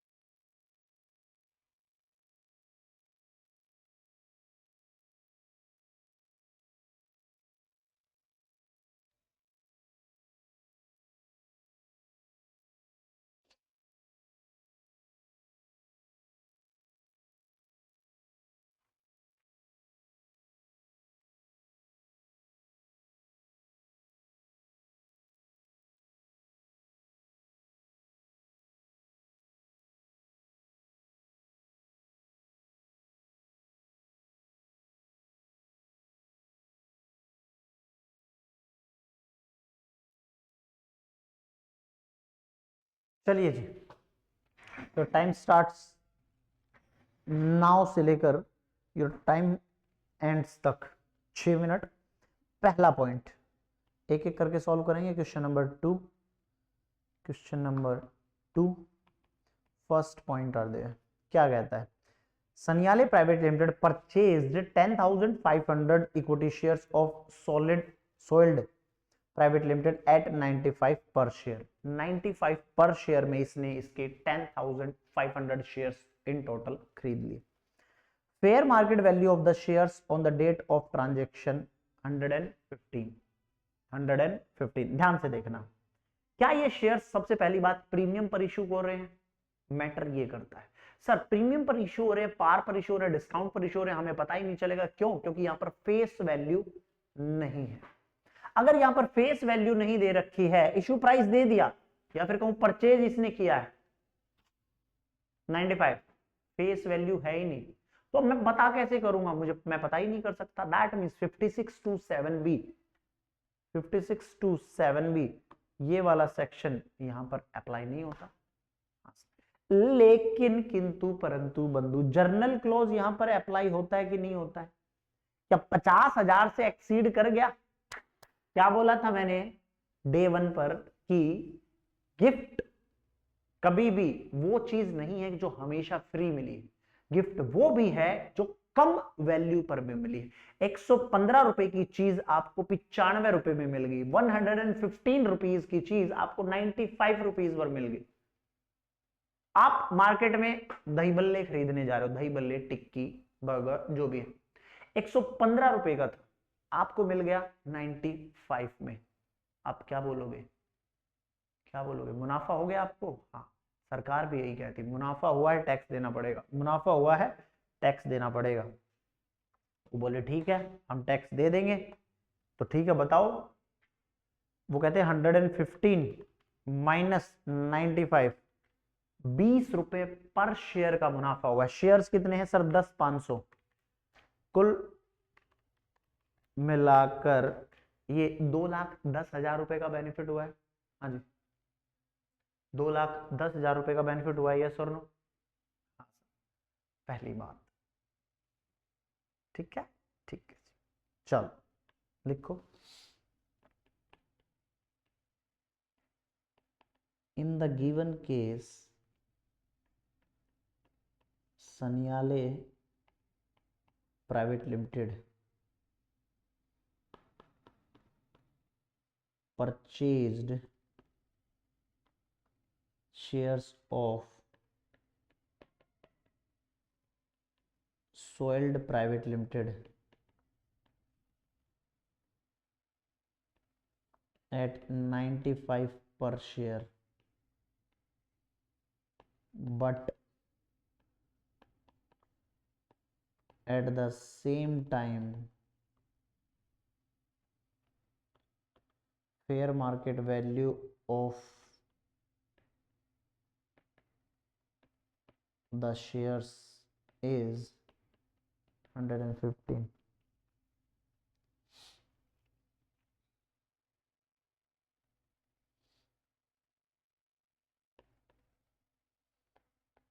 Such extra amount will be taxable under the head IFOS। कितना है? 115 minus 95 multiply by 10,500 shares, कितना आ गया? 2,10,000। Final answer, final answer is there. ये आपका फाइनल आंसर आएगा।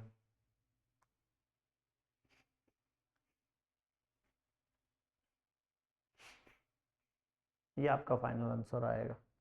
आंसर देखें इसका।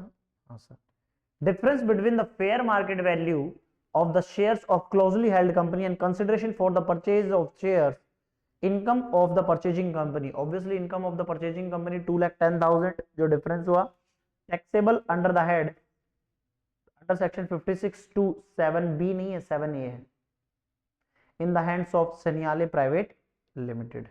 ठीक है, ठीक है जी, एक point clear, clear sir. 2 point पर आओ। Balaji private limited issued 26,000 shares, issued 26,000, private limited company है, हाँ सर। 10 रुपए का share at premium of 7 rupees. अब आपको वो दिन याद आने चाहिए मास्टर जी जब पढ़ाते थे। 10 रुपए का चीज प्रीमियम 7 रुपए पर इशू कर दी। कई बच्चे कहते थे शेयर इशू कर दिया 7 रुपए पर, कई बच्चे कहते थे सर शेयर इशू कर दिया 17 रुपीज, 17 रुपीज। 10 रुपए का शेयर था premium eight A premium of 7, that means issue price कितना है? 17 rupees. Point number 2, point number 2, in the case of Balaji Private Limited, in the case of Balaji Private Limited, shares, या फिर इसको दूसरे तरीके से भी कर सकते हैं बट अभी इसी तरीके से करते हैं, shares issued eight ₹17, whereas face value of share is ₹10 under section 56 to 7B if closely held company issue share at premium then excess amount from fair market value will be income of such closely held company.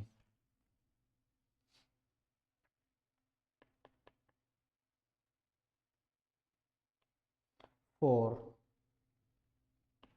क्या नाम है company का? Balaji private limited. Four Balaji private limited. Issue price कितना है sir? 17 रुपये। Fair market value sir 13 रुपये। Shares कितने हैं? 26,000 शेयर्स। ये कितना आ गया? माइनस करो एक बार। 17 माइनस 13 मल्टीप्लाई बाय 26,000। 1,04,000। 1,04,000।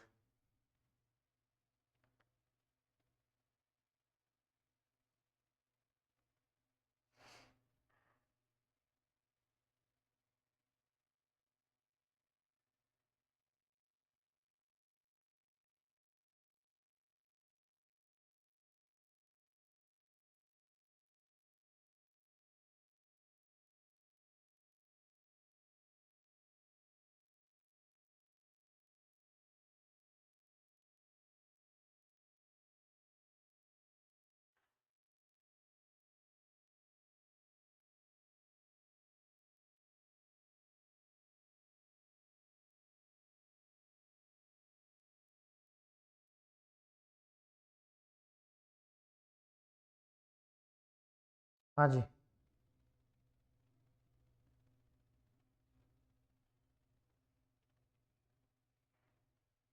हाँ जी। 1,04,000 इज योर फाइनल आंसर। हाँ सर।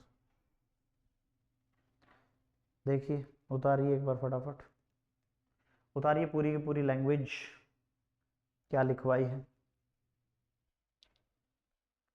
पूरी की पूरी लैंग्वेज देखिए एक बार।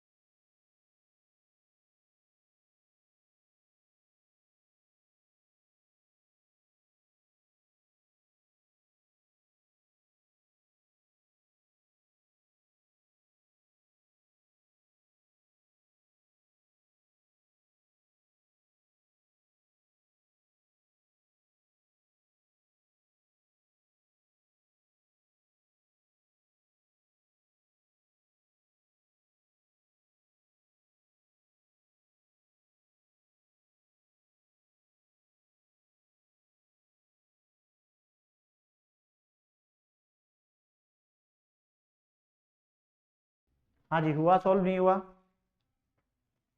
यस और नो? चलें आंसर देखें इसका। आइए जी। Provision of section 56 rule 7b are attracted since the shares of closely held company are issued at premium and issue price exceed the fair market value of such share. Consideration received by the company excess of the fair market value of the share would be taxable under section 56 rule 7b. Therefore, 1,04,000 17 minus 13 multiplied by 26,000 would be taxable. Third वाला point देखिए एक बार। ये उतारना है तो उतार लीजिए, नहीं तो थर्ड वाला पॉइंट देखिए। फिर थर्ड वाला राउ राउ वाला देखिए एक बार फटाफट, ध्यान से करिएगा और ध्यान से।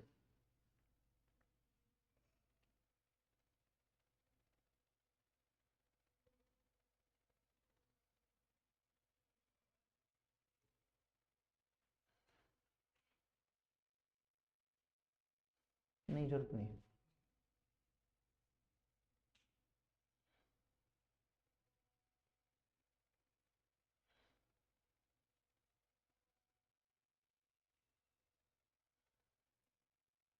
हाँ जी, क्वेश्चन पढ़ो एक बार। Rao private limited issued 30,000 equity share of 10 each issued at the 9।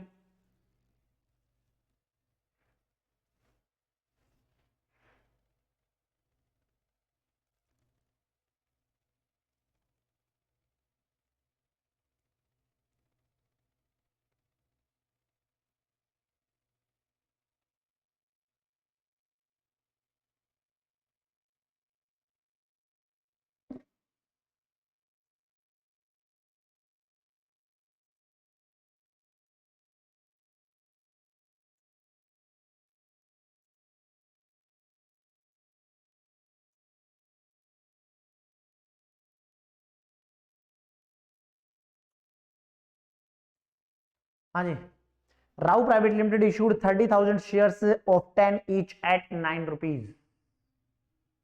Fair market value of each share on the date of issue is 5 rupees. Check करो क्या shares issued at par premium discount. Sir 10 रुपए का share 9 रुपए में issue कर रखा, that mean share issued at discount. Fair market value of the date of issue is 5 रुपए। 5 रुपए फेयर मार्केट वैल्यू थी। शेयर इशू कितने पर किया? शेयर इशू कितने पर किया सर? 9 रुपए पर।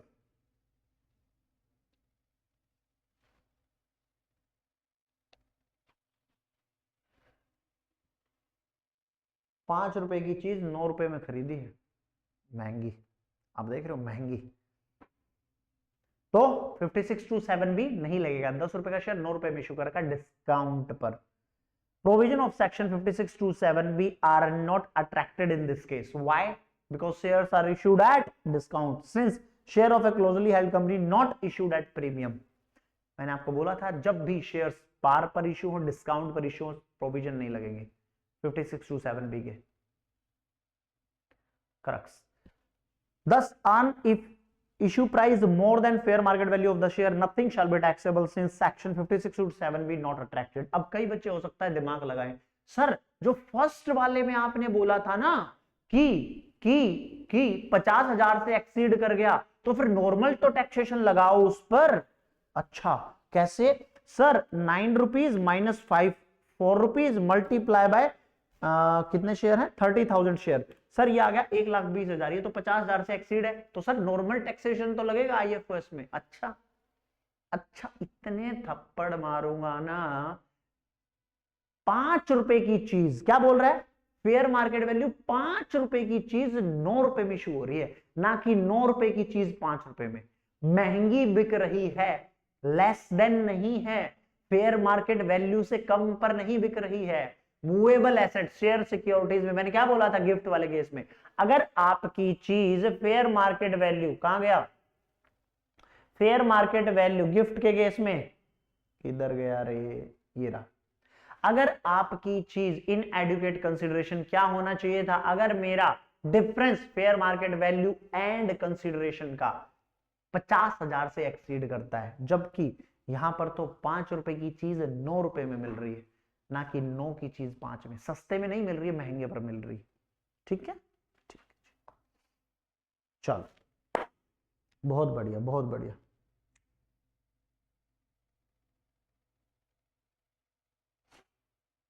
चलिए जी आगे चलिए फटाफट,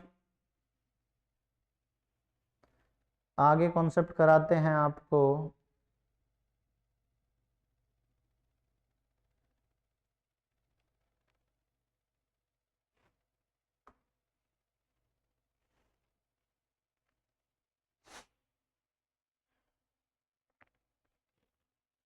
आइए, और कुछ बचा है आईएफएस में? अब चुन्नू मुन्नू है, चैप्टर खत्म हो चुका है, चैप्टर अपने आखिरी दम पर है। हाँ जी, एक क्वेश्चन इसका भी करवाएंगे, अच्छा टॉपिक है ये भी। Interest received on compensation, enhance compensation for compulsory acquisition of land and building. Concept क्या कहता है? बड़ा छोटा सा प्यारा सा नन्ना सा मुन्ना सा कॉन्सेप्ट है। देखिए कई बार क्या होता है, सरकार जमीन एक्वायर कर लेती है, लेट से किसानों की जमीन एक्वायर कर ली, तो किसानों की जब जमीन एक्वायर की जाती है तो एक एक्स अमाउंट उनको मुआवजा मिलता है, उनको कंपनसेशन मिलता है कि हम लोग आपसे जबरदस्ती जमीन ले रहे हैं किसी भी गुड कॉज के लिए। तो ठीक है, अब यहाँ पर रेलवे लाइन आएगी, हॉस्पिटल बनेगा, पार्क बनेंगे, जो भी होगा वहां पर स्कूल बनेंगे, उसके लिए जमीन एक्वायर की, किसानों को लेट से मान लीजिए 1 करोड़ रुपया पर एकड़ का मुआवजा मिला, 1 करोड़ 1 CR पर एकड़।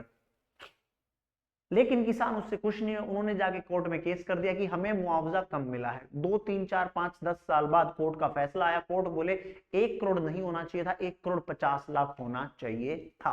तो जो 50 लाख का एक्स्ट्रा अमाउंट है वो 5-10 साल बाद मिली है। तो जो 50 लाख एनहांस कंपनसेशन है, एनहांस बढ़ा हुआ कंपनसेशन, जो 50 लाख है आज से 5-10 साल पहले मिलना चाहिए था, जब 1 करोड़ मिला तभी 1 करोड़ 50 लाख मिलना चाहिए था। तो जो टाइम डिफरेंस है 50 लाख का, उस पर इंटरेस्ट कौन देगा? उस पर इंटरेस्ट मिलेगा, हाँ सर। तो वो जो इंटरेस्ट होता है वो कहां टैक्सेबल होगा? IFS में। लेकिन उसके साथ उन्होंने बोला ठीक है, इसका हम 50% एग्जैक्ट 50% डिडक्शन अलाउ कर देंगे अंडर सेक्शन 57 में। सेक्शन 57 में इसका जो भी इंटरेस्ट होगा उसका राउंड फिगर 50% फ्लैट डिडक्शन ले लो इसकी, बाकी कोई खर्चा नहीं मिलेगा। ये मत बोलना हमने सरकार के ऊपर केस किया था, उसके लिए वकील किया था, एडवोकेट की फीस, किसी को कमीशन दिया था, ब्रोकरेज दी थी, कुछ भी प्रिंटिंग करवाया था, नो नथिंग, फ्लैट 50% अलाउड, बस सेक्शन खत्म, सेक्शन खत्म। Taxable in the previous year of receipt, taxable in the previous year of receipt irrespective of the year for which it is paid. क्या है? ध्यान से सुनो, ध्यान से। Taxable in the previous year of receipt, भाई इसको हाईलाइट कर लो, इतने को बस हाईलाइट जरूर करना। जिस साल में मिला उसी साल में टैक्स होगा, डजंट मैटर किस साल से रिलेटेड है। आप कौन सी अकाउंटिंग फॉलो करते हो, एक्रूअल फॉलो करते हो, कैश फॉलो करते हो, हमें कुछ नहीं पता। बस एक बात, एनहांस कंपनसेशन पर इंटरेस्ट जब भी मिलेगा तब टैक्सेबल होगा, किस साल से रिलेटेड है कोई फर्क नहीं पड़ता, ध्यान दो। irrespective of the year for which it is paid, doesn't matter किस साल से रिलेटेड है, irrespective of the method of accounting followed by the SSC। हमें नहीं पता आप एक्रूअल फॉलो करते हो, कैश बेसिस फॉलो करते हो, क्या करते हो। 50% of such interest is allowed as deduction 57 में। No deduction is available for any other expenditure whatsoever, उसके अलावा कोई खर्चा नहीं मिलेगा। बस यही सेक्शन था, बस यही सेक्शन था। आओ एक क्वेश्चन दिखाते हैं इसका। आओ बच्चों तुम्हें दिखाएं झांकी हिंदुस्तान की, इस मिट्टी को नमन करो ये मिट्टी है बलिदान की, वंदे मातरम। चलो शुरू हो जाओ, शुरू हो जाओ। नहीं नहीं ये नहीं है, ये नहीं है, ये नहीं है भैया, इतनी जल्दबाजी अच्छी नहीं होती, इतनी ही जल्दबाजी अच्छी नहीं जनाब। आप करेंगे क्वेश्चन नंबर, कहाँ गया? एक अच्छा सा क्वेश्चन था यार आप लोगों के लिए, बड़ा प्यारा सा।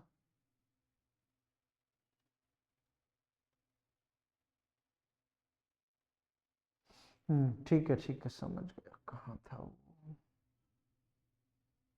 वो इधर था कहीं पर तो था, यही था, यही था कहीं। हाँ यहाँ पर था वो, ये रहा। देखिए जी 3-4 बार एग्जाम में आया हुआ है, 3-4 बार एग्जाम में आया हुआ है ये वाला क्वेश्चन। फटाफट रीड करो और फिर सॉल्व करो, रीड करो और फिर सॉल्व करो।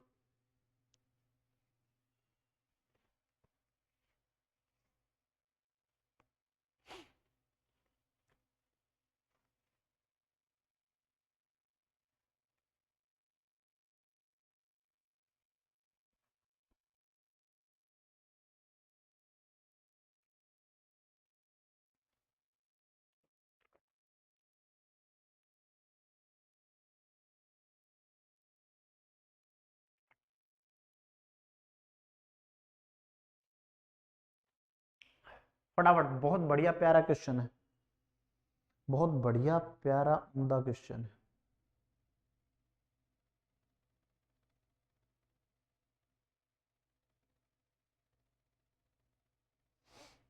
टेलीग्राम ग्रुप पर कौन कौन ऐड है? प्रैक्टिस करवा रहा हूं वहां पर क्वेश्चन आंसर की।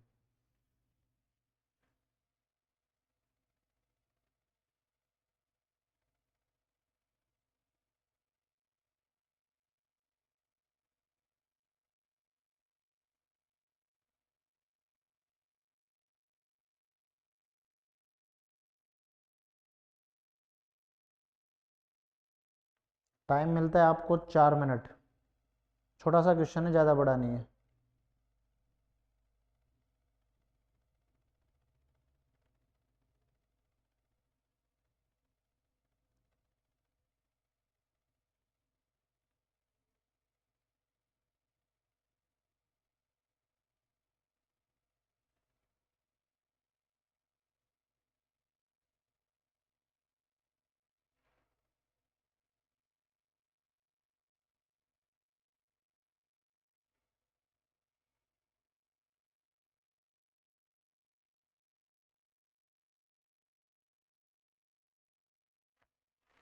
चलें करें।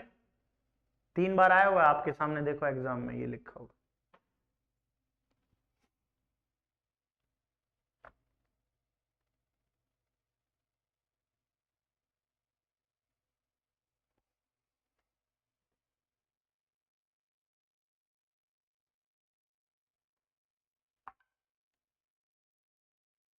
जिसका तुम्हें था इंतजार, वो घड़ी आ गई है।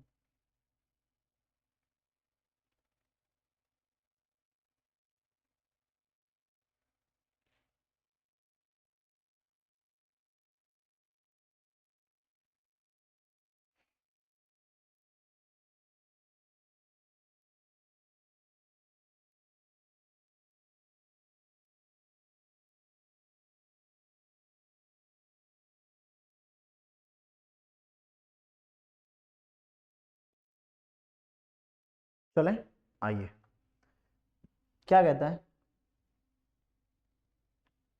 ड्यूरिंग द प्रीवियस ईयर 23-24, मतलब 23-24 में आपके अटेम्प्ट के लिए है, mister Gagan received 5,32,000 towards interest on enhanced compensation from state government in respect of compulsory acquisition of his land with effect from financial year 12-13। 12-13 में कभी कंपल्सरी एक्वायर की होगी, तो अब जाकर 23-24 में उसको इंटरेस्ट मिला एनहांस कंपनसेशन पर।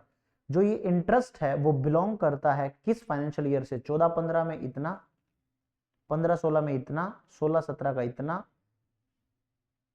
उसने 75,000 रुपए 75,000 रुपीज लीगल एक्सपेंस भी खर्च करे किसी एडवोकेट को 16-17 में, to receive such interest enhance compensation.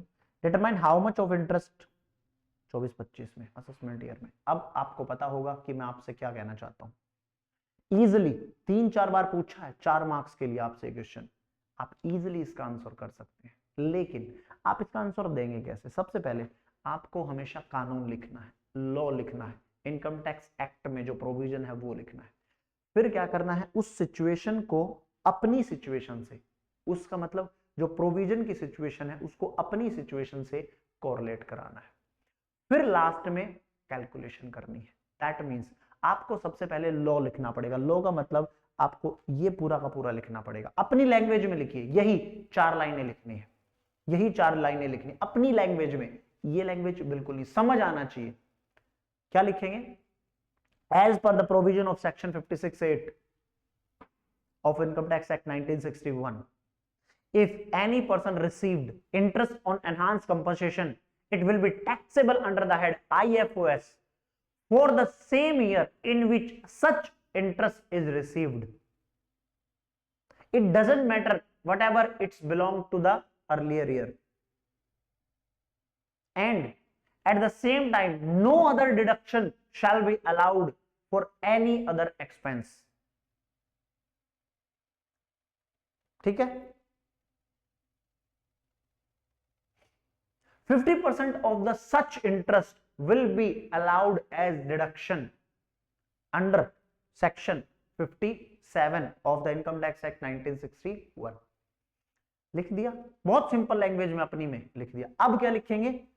अब इस केस बेस्ड सिनेरियो को, इन the given case mister Gagan received the interest amount 5,32,000 of interest which is belong to the following financial year, but it doesn't matter, it is belongs to the earlier year. We have to take deduction of 50% from this interest. Last में इसकी calculation कर देंगे, finally आपका ये answer निकल कर आना चाहिए। ये ICAI की प्रेजेंटेशन है मेरे दोस्त, हर कहीं पर, चाहे लॉ में हो, चाहे ऑडिट में हो, चाहे टैक्स में हो, चाहे GST में हो, फॉलो आपको एक ही थंब रूल करना है। पहले कानून लिखेंगे, फिर उस कानून को अपनी एग्जाम क्वेश्चन में जो सिचुएशन है उससे कोरिलेट करा देंगे और लास्ट में कैलकुलेशन कर देंगे। देखिए ऐसे लिखा है, as per section 40 provide that interest received enhanced compensation shall be taxable in the year in which it is received irrespective of the method of followed. State income shall be taxable IFS, 50% allowed as deduction। यही बातें हमने बोली थी, हाँ sir. Therefore he cannot claim deduction of legal expense for enhanced compensation IFS में 5/32 50% allowed, 50% इसकी taxable interest। Simple, इतना question, इतना आंसर था 4 मार्क्स के लिए, 3-4 बार पूछा जा चुका है।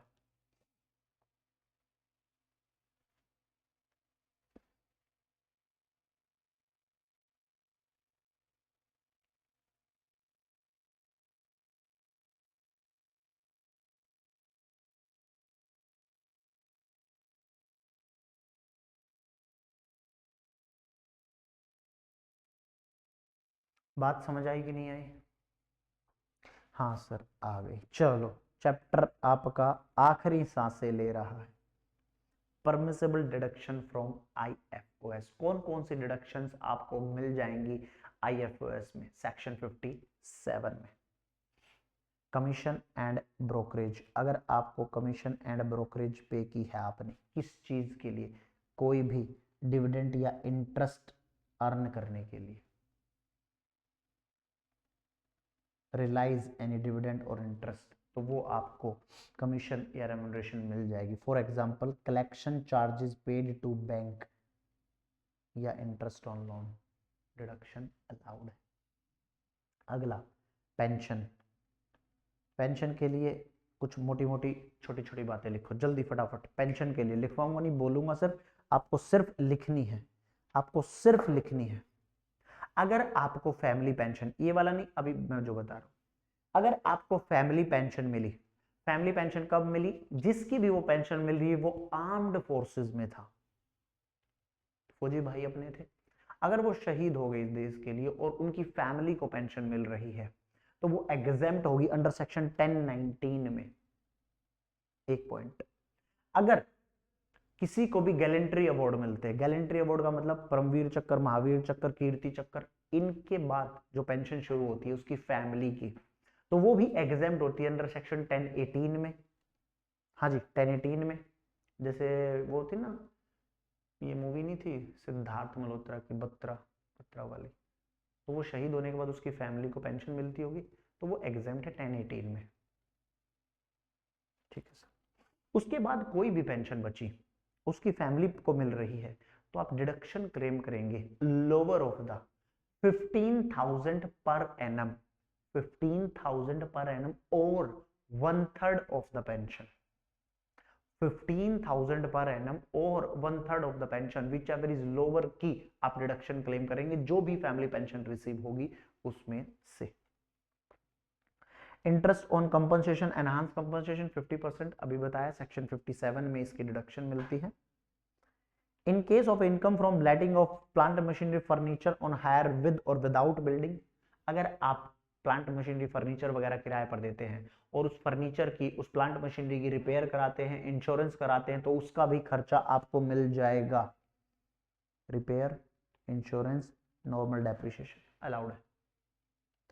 For dividend income, income from mutual fund, आपको बतलाए थे हम, क्या बतलाए थे सर? 20% ऑफ डिविडेंड और interest paid whichever is lower की डिडक्शन आपको मिल जाती है। हाँ सर, ये वही वाला पॉइंट सेम दोबारा रिपीट है। Employee contribution, already told you, अगर एम्प्लॉय का कंट्रीब्यूशन एम्प्लॉयर जमा कराता है, एम्प्लॉयर जमा कराता है एम्प्लॉय का contribution, on behalf of employee to the government, अगर वो ड्यू डेट के बाद जमा होता है तो इनकम मान ली जाती है, लेकिन वो जब भी जमा होगा वो तब उसकी डिडक्शन मिल जाएगी। यस और नो? Yes sir. तो अगर ड्यू डेट से पहले जमा हो जाए तो डिडक्शन अलाउड है, ये भी यही कहता है। अगर वो ड्यू डेट से पहले जमा हो जाता है तो कोई भी एनी अदर रेवेन्यू एक्सपेंडिचर, अगर आपकी आईएफएस में कोई इनकम है और उसको रिसीव करने के लिए आपने कोई खर्चा किया तो वो अलाउड हो जाएगा, कोई भी रेवेन्यू एक्सपेंडिचर। और अगर कोई कैपिटल एक्सपेंडिचर होगा तो उसका डेप्रिसिएशन आपको मिल जाएगा। बोलिए बोलिए। हाँ जी, कंप्लीट है। आईएफएस इंपोर्टेंट टॉपिक है यार, ऐसी बात नहीं है। Inadmissible deduction from IFOS section 58 last most probably, हाँ मोस्ट प्रोबेबली लास्ट, हाँ सर लास्ट। एक हॉर्स रेस का है वो छोटा सा, बस यही लास्ट। इनएडमिसिबल डिडक्शन, ये डिडक्शन आपको कभी भी अलाउड नहीं होती आईएफओएस में। आईएफएस में क्या, पीजीबीपी में भी अलाउड नहीं होती। ठीक है, कौन कौन सी? कोई पर्सनल नेचर का खर्चा कभी अलाउड होता है? नहीं सर। कोई कैजुअल इनकम का खर्चा अलाउड होता है? नहीं सर। कोई इनकम टैक्स पे किया वो अलाउड होता है? नहीं सर। कोई इंटरेस्ट सैलरी आपने पे की है जिस पर टीडीएस नहीं काटा वो अलाउड होता है? या टीडीएस काट कर जमा नहीं कराया? No sir. Payment to resident, ये तो नॉन रेजिडेंट को हो रहे थे, अगर आप रेजिडेंट को पेमेंट करते हो तो 30% of such sum shall be disallowed. अगर आप रेजिडेंट को पेमेंट करते हो विदाउट टीडीएस तो 30% उसका क्या हो जाएगा? डिसअलाउड। टीडीएस नहीं काटा या काट के जमा नहीं कराया। ये दो पॉइंट पीजीबीपी से रिलेटेड है, मिलते जुलते हैं। मतलब अगर इनकम टैक्सेबल होगी पीजीबीपी में तो मैं सेक्शन लगाऊंगा पीजीबीपी के, अगर इनकम टैक्सेबल होगी आईएफओएस में तो ये दो प्रोविजन लगेंगे। कैसे? Look like similar to PGBP, similar to PGBP, क्योंकि पहले ये पीजीबीपी में आए फिर इन्होंने आईएफओएस में भी लिया है। क्यों? क्योंकि जो इनकम पीजीबीपी में टैक्स नहीं होगी फिर वो कहां टैक्स होती है? आईएफओएस में। देखो, excessive payment shell be disallowed, section 48(2) PGBP का। अगर आपने पढ़ा है तो वेल एंड गुड, नहीं तो हम आगे जाकर पढ़ेंगे। 58(2) ये कहता है अगर आप रिलेटिव को, अपने रिलेटिव को, मान लो आपने कोई मासी की लड़की अपने यहाँ जॉब पर रख ली सीए बनने के बाद, नॉर्मल अकाउंटेंट को सैलरी दे रहे हो 15,000 रुपए और उसको सैलरी दे रहे हो 30,000 रुपए ताकि खर्चा ज्यादा क्लेम कर सको, डिसअलाउ। तो एक्सेसिव पेमेंट करते हो तो वो डिसअलाउ हो जाएगी। सेम एज, शब्द लिखा है सेम एज सेक्शन 48(2). ठीक है, ठीक है जी। कैश पेमेंट, अगर आप कैश में पेमेंट कर रहे हो किसी को 10,000 से ज्यादा, ये सेक्शन 48(3) बोलता था पीजीबीपी का, अब ये सेक्शन भी बोलता है 58 आईएफओएस का कि अगर आप 10,000 से ज्यादा कैश में पेमेंट करते हो डिसअलाउड, हम खर्चा नहीं देंगे आपको। पीजीबीपी बोलता है, आईएफओएस भी बोलता है। ठीक है जी, ठीक है सर। चलो, income from owning maintaining horse race, horse race अगर ध्यान रखना, अगर आप इनकम, आपका बिजनेस है हॉर्स मेंटेन करने का, हॉर्स रेस कराने का, तो आपकी इनकम कहां टैक्सेबल हो जाएगी? आईएफओएस में। हॉर्स रेस के अलावा खरगोश की रेस कराते हो, ऊंटों की रेस कराते हो, कबूतर की रेस कराते हो, गधों की रेस कराते हो, किसी भी चीज की रेस कराते हो, वो टैक्सेबल हो जाएगी पीजीबीपी में। अदर एनिमल की पीजीबीपी में, हॉर्स रेस की आईएफओएस में। कोई भी लॉस होता है वो आप लॉस उसी साल में कोई और दूसरा, अगर सेम बिजनेस है हॉर्स रेस मेंटेन का, owning and maintaining horse race का, तो उससे अलाउड है। नहीं तो आप अनएडजस्टेड को कैरी फॉरवर्ड कर सकते हो 4 साल के लिए, लेकिन फ्यूचर में जाकर भी ये कहां से सेट ऑफ होगा? केवल उसी इनकम से, उसके अलावा कहीं पर भी सेट ऑफ नहीं होगा। और करंट ईयर में भी ये उसी से सेट ऑफ होता है। ये आपका चैप्टर हुआ खत्म, popularly known as IFOS, income from other sources, income from other sources chapter आपका। ठीक है, ठीक है सर। आओ एक दो क्वेश्चन आंसर और करेंगे भाई, ऐसे हमारा पेट नहीं भरता बिना क्वेश्चन आंसर कराए आपको। जो जो क्वेश्चन करा रहा हूँ वो ठीक है, जो नहीं कराए वो सारे के सारे होमवर्क है आपके लिए, आप उनको तमीज तहजीब के साथ सॉल्व करेंगे। ठीक है जी, ठीक है सर। क्वेश्चन नंबर 2, फटाफट शुरू हो जाओ, फटाफट शुरू हो जाओ क्वेश्चन नंबर 2 पर।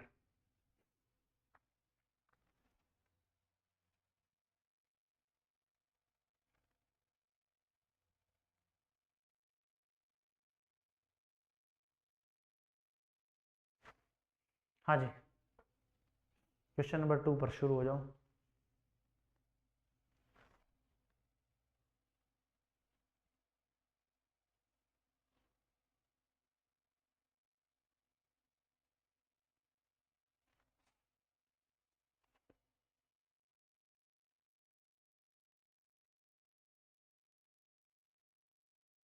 जिसका तुम्हें इंतजार।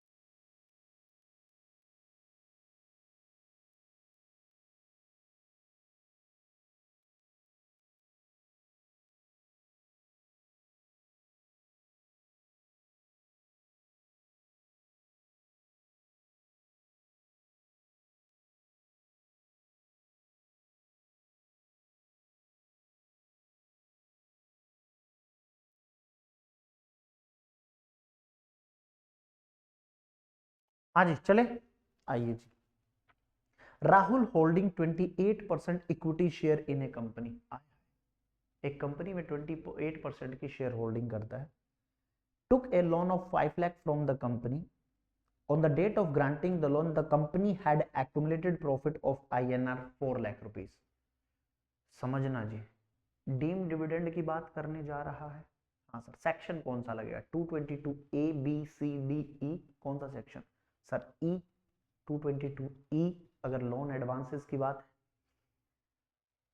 The company is engage in the some manufacturing activity. उसकी एक एक्सेप्शन होती थी 222 ई में, क्या कि अगर आपका कोर बिजनेस लोन का है तो ये सेक्शन नहीं लगता, लेकिन उसने बता दिया भाई ये बिजनेस उसमें नहीं है, लोन प्रोवाइड करने वाली कंपनी नहीं है, मतलब एनबीएफसी बैंकिंग वगैरह नहीं है, ये तो एक मैन्युफैक्चरिंग कंपनी है।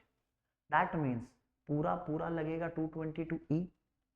Is the amount of loan taken as deemed dividend in the hands of Mr. Rahul if the company is a company in which public are substantially interested?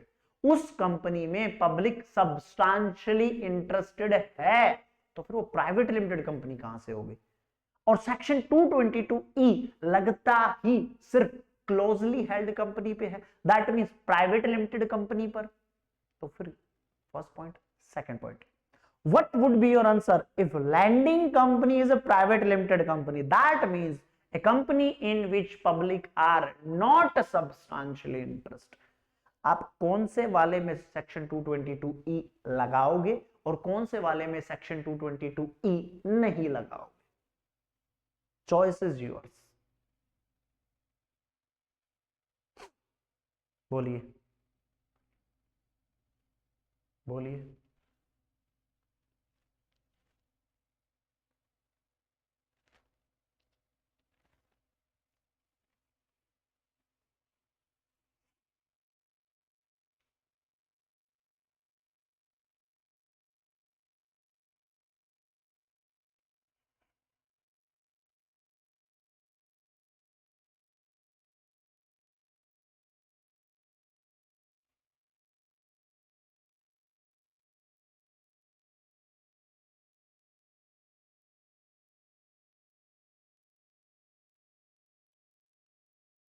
हाँ जी,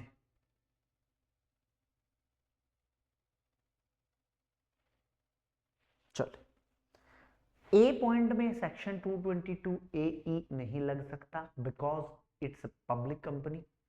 B में लगेगा, लगेगा। कितनी अमाउंट तक लगेगा?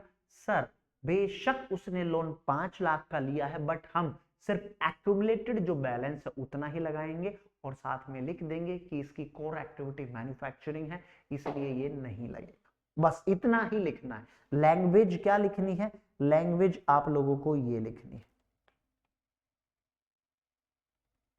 ये language लिखनी है। आइए फटाफट एक बार देखते हैं। The provision of section 222E, however, will not apply where the loan is given by company in which public or substantial interest. Loan would not attract deemed dividend. Public company में नहीं लगता. However, if the loan is taken from a private company, company in which public are not substantially interested, manufacturing company, not a company where lending is the substantial part of the business. देख दिया उसने, ये वैसी company नहीं है कि इसका काम लोन देने का, नहीं, ये तो एक मैन्युफैक्चरिंग कंपनी, तो सेक्शन लगेगा। Provision of section 222 would attract since Rahul hold more than 10% of the equity share in the company. The amount chargeable as deemed dividend cannot be exceed the profit held by company. Obviously, तो 4 लाख ही होगा बजाय 5 लाख के। ये आपकी presentation होगी exam के लिए। पहले पूरा केस लिखना है, फिर लॉ को रिलेट कराना है, इफ कैलकुलेशन पॉसिबल तो लास्ट में उसकी कैलकुलेशन भी डाल देनी है। हाँ जी, कुछ मजा आया? बुझे? कुछ समझ आया?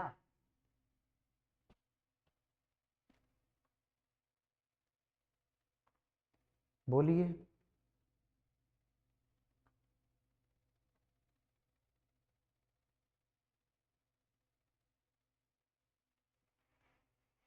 हाँ जी, कुछ समझ आया कि नहीं आया? चल सकते हैं आगे? हाँ सर, चल सकते हैं। चल, बहुत बढ़िया, बहुत बढ़िया जी, बहुत बढ़िया। चैप्टर हुआ यहाँ पर खत्म। कुछ कैपिटल गेन के क्वेश्चन है, जैसे ये क्वेश्चन कैपिटल गेन का है, तो ये क्वेश्चन आप लोग कैपिटल गेन होने के कंप्लीट होने के बाद करेंगे। आज हम पहले एक बार अपना कैपिटल गेन शुरू करेंगे अभी। ठीक है जी, ठीक है जी। आइए जी, आइए आपका इंतजार था। आगे ले, आगे ही है कैपिटल गेन, आगे ही था कैपिटल गेन। चलिए, कैपिटल गेन चैप्टर नोट्स पर ध्यान मत दो, बिल्कुल भी इधर फोकस करो। जो भी बोलूं उसको दिमाग में सीधे सीधे जाने देना, दिमाग में रुकावट नहीं डालनी, दिमाग में रुकावट बिल्कुल नहीं डालनी। ठीक है, ठीक है सर। आइए फटाफट, स्क्रीन जो है रहने दो, अपनी ये वाली बुक फटाफट एज सुन एज पॉसिबल, ये वाली बुक फटाफट निकाल लो। पेज नंबर 5.1 निकाल लिया है मैंने, आप भी निकाल लो।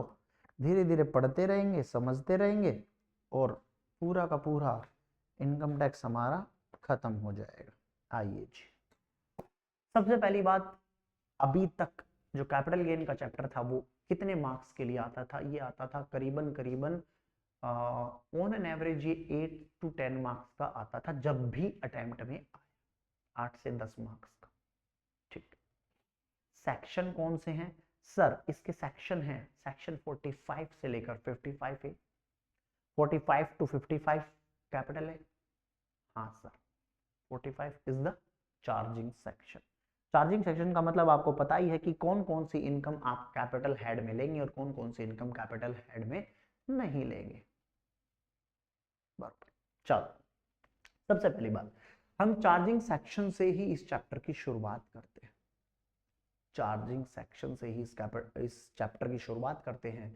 और ये जो सेक्शन है, सेक्शन 45, वो आपको 4 पार्ट्स में बांट देता है चार्जिंग सेक्शन को। मतलब अगर आपको कोई भी इनकम टैक्स करनी है, कोई भी इनकम टैक्स करनी है, तो आपको अगर कैपिटल गेन हेड में लेकर आनी है तो इसमें से उसकी डुबकी लगवानी पड़ेगी, इसमें से उसको डुबा के बाहर निकालना पड़ेगा, प्योरेस्ट फॉर्म चेक करनी पड़ेगी, क्या ये सेक्शन एप्लीकेबल है कि नहीं है।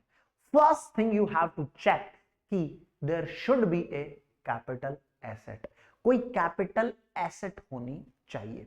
हम देखेंगे कि कैपिटल एसेट की डेफिनेशन क्या है। कुछ कुछ आपने कैपिटल एसेट्स की डेफिनेशन देखी अभी, कब? आईएफओएस में, drawing, painting, sculpture, any work of art, VDA, virtual digital assets, remember? हाँ sir, land, building, both, immovable property. हाँ सर, लुक लाइक सिमिलर, ठीक है। देयर शुड बी, कोई चीज होनी चाहिए तभी तो कैपिटल एसेट्स में आओगे। हाँ सर। दूसरा, अब वो उस साल में ट्रांसफर होनी चाहिए। कैपिटल एसेट की भी डेफिनेशन और ट्रांसफर का भी मतलब इस चैप्टर में दिया हुआ है कि कब कब मैं मानूंगा कि ये ट्रांसफर हुआ है। ये नहीं कि सिर्फ देना ही ट्रांसफर है, ना ना ना, एक एक डिटेल में डिस्कशन करेंगे। There should be capital assets, उसका एक एसेट होनी चाहिए जस्ट लाइक दिस, कोई चीज होनी चाहिए, ये चीज ट्रांसफर होनी चाहिए, कहीं पर ये चीज जानी चाहिए, ठीक। और जिस भी साल में जाए उस साल में कैपिटल गेन टैक्सेबल होना चाहिए, और वो जो कैपिटल गेन निकले वो एग्जेम्प्ट नहीं होना चाहिए। बस मोटा मोटी दो बातें हैं। There should be capital assets, कि वो कैपिटल एसेट्स की डेफिनेशन में फॉल करती हो, जैसे एग्रीकल्चर लैंड। अब agriculture land, rural agriculture land capital asset की डेफिनेशन में आती ही नहीं है। अगर वो कैपिटल एसेट ही नहीं है तो कैपिटल गेन चैप्टर लगा कहां से दोगे? बूझे? बूझे सर। जैसे ये मैंने जो कपड़े पहन रखे हैं, ये मेरे कैपिटल एसेट्स में आते ही नहीं है, मेरे पर्सनल थिंग्स है। तो फिर अगर मैं इनको, मान लो मैं इनको बेचता हूं, तो इन पर कैपिटल गेन चैप्टर नहीं लगेगा। बुझे? तो सबसे पहली चीज वो धरातल, वो बेस, वो डिनोमिनेशन होना चाहिए उस चीज का। डिनोमिनेशन किस चीज का? कि वो कैपिटल एसेट है, और फिर वो कैपिटल एसेट है तो वो मुझे ट्रांसफर करनी है एक जगह से दूसरी जगह, तब जाकर ये चैप्टर की एप्लीकेबिलिटी आएगी। और मैं अगर ट्रांसफर कर रहा हूं तो जो भी मुझे एक्स्ट्रा पैसा मिले वो मेरा एग्जेम्प्ट ना हो, वो एग्जेम्प्ट ना हो। बस यही बातें आपको इसमें ध्यान रखनी है, बाकी बाकी कुछ ध्यान नहीं रखना। एक एक करके डेफिनेशंस हम देखते रहेंगे। कैपिटल एसेट किसको कहते हैं, ट्रांसफर किसको कहते हैं, ठीक है, ठीक है जी। तो आज हम देखेंगे कैपिटल एसेट किसको कहते हैं। कैपिटल एसेट के लिए, कैपिटल एसेट के लिए आपको कुछ बातों का पता होना चाहिए। सर कुछ बातें कौन सी? ज्यादा मेहनत नहीं लगाएंगे कैपिटल एसेट्स के डेफिनेशन पर, फटाफट क्विकली क्विकली देखेंगे डेफिनेशन ऑफ कैपिटल एसेट। इसने आगे ही बता दिया है, ठीक है, ठीक है। आइए, capital asset means, capital assets का मतलब क्या है? कोई भी प्रॉपर्टी, एनी प्रॉपर्टी, उसने बोल दिया एनी प्रॉपर्टी, चाहे मूवेबल हो, चाहे इमूवेबल हो, चाहे टेंजिबल हो, चाहे इंटेंजिबल हो। मतलब सर मूवेबल मतलब ये कैलकुलेटर एक जगह से दूसरी जगह मूव हो सकता है। इमूवेबल ये बिल्डिंग प्रीमाइसेस, ये एक जगह से दूसरी जगह मूव नहीं हो सकती। टेंजिबल फिर दोबारा ये कैलकुलेटर दिखता है। तो एक और intangible, goodwill, patent, copyright, trademark. अभी ये सबको बोल रहा है, वो कह रहा है एनी प्रॉपर्टी, सारी की सारी कैपिटल एसेट होंगी, connected with the assessee business और प्रोफेशन और नॉट, चाहे वो बिजनेस से कनेक्टेड है चाहे वो बिजनेस से कनेक्टेड नहीं है। फॉर टेक एन एग्जांपल, अगर आपकी बिल्डिंग में, अगर आपके प्रीमाइसेस में, अगर आपकी फैक्ट्री में कोई बड़ी प्लांट एंड मशीनरी रखी है, आप उसको बेच देंगे तो ये बिजनेस की इनकम नहीं हुई, ये क्या हुई? कैपिटल गेन की इनकम। वो कैपिटल गेन है। वो मशीनरी बनाकर बेचना आपका काम नहीं था, या फिर वही मशीनरी खरीद कर बेचना आपका काम नहीं था। आपका काम तो उस मशीनरी से जूते चप्पल बनाने का था। आपने वो मशीनरी बेच दी, टेंजिबल थी, रिलेटेड टू बिजनेस और नॉट, डजंट मैटर, क्या होगी? Capital asset. Any securities held by FFIs, foreign institutional investor, जो लोग बाहर के लोग, अंग्रेज गोरे चिट्टे इंडिया में जो इन्वेस्ट करते हैं, कॉल्ड एफएफआईज। आप सेबी रेगुलेशन के हिसाब से उसको इंडिया में इन्वेस्ट करेंगे। Any right in Indian company including right of management और कंट्रोल, आपका आपका किसी भी कंपनी में कोई राइट है, राइट है मैनेजमेंट कंट्रोल में, मैनेजमेंट कंट्रोल में किसी भी इंडियन कंपनी में, तो वो भी आपकी इंटेंजिबल एसेट्स होगी। राइट्स हैं आपके, टेंजिबल नहीं, क्या बोला था? Intangible assets. कोई भी राइट्स हैं किसी कंपनी में, कंट्रोल मैनेजमेंट में राइट, आप मैनेजमेंट डिसीजन लेते हैं, ये वाला पॉइंट अभी के लिए छोड़ दो, एकदम सबसे लास्ट में जिस दिन होगा ना उस दिन ये वाला पॉइंट करवाऊंगा। 3 पॉइंट अभी मैंने करवाए, that is capital asset.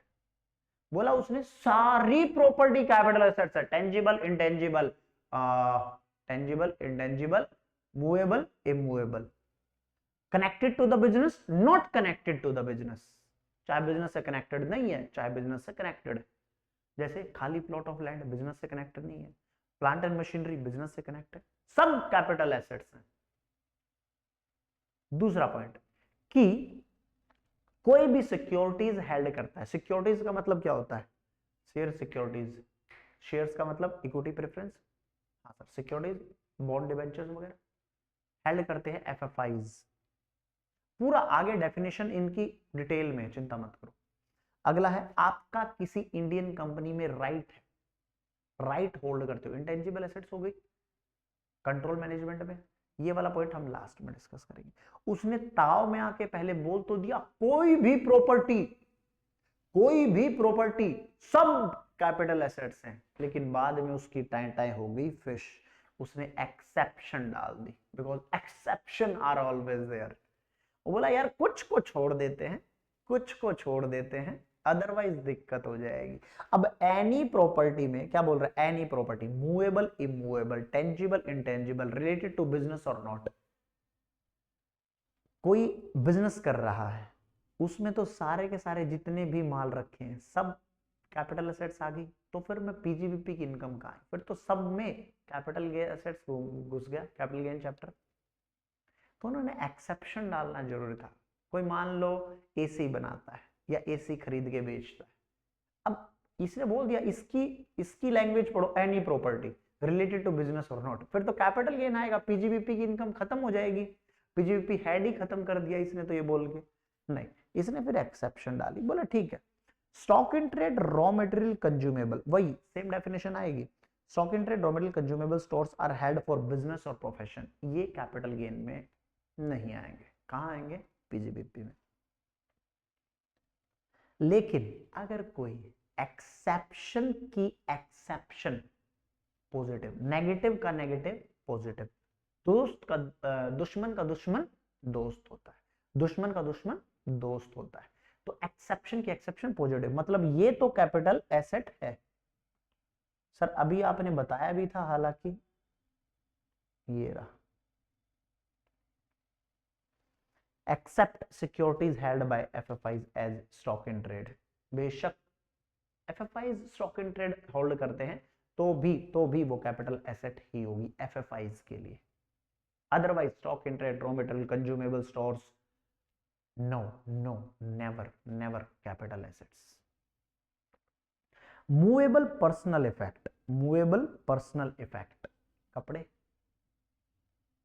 Including wearing apparel furniture, मेरे घर का सोफा, मेरे घर का बेड, ये पर्सनल इफेक्ट है, हम उसको यूज करते हैं, तो ये कैपिटल एसेट्स में नहीं आएंगे। Held for is dependent family member personal use, example car, house hold furniture, but exclude that means ये मेरे कैपिटल एसेट्स हैं। फिर वही बात, यस सर, नेगेटिव का नेगेटिव पॉजिटिव होता है, नेगेटिव का नेगेटिव पॉजिटिव होता है, ये मेरे कैपिटल एसेट्स हैं। हाँ सर, जैसे उसने क्या बोला, उसने बोला मूवेबल पर्सनल इफेक्ट, एक्सेप्शन का point number 2, movable personal effect, ये कैपिटल एसेट्स नहीं है, ये क्या नहीं है, कैपिटल एसेट्स नहीं है, लेकिन फिर इसमें तो ज्वेलरी भी आ गई, मूवेबल भी है, पर्सनल भी है, खुद अपने लिए पहनता हूं। हाँ सर, इसमें तो आर्कियोलॉजिकल कलेक्शन, पुरानी धरोहर भी आ गई, ड्राइंग्स, महंगे महंगे drawings, painting, sculpture, any other work of art. तो उसने बोला नहीं नहीं नहीं नहीं नहीं नहीं, ये सारे तो आईएफएस में मैंने पढ़ाए थे, तो ये तो कैपिटल एसेट हैं, इसमें से इसका एक्सेप्शन डाल दिया, एक्सेप्शन का एक्सेप्शन पॉजिटिव होता है, दैट मींस ये कैपिटल एसेट है।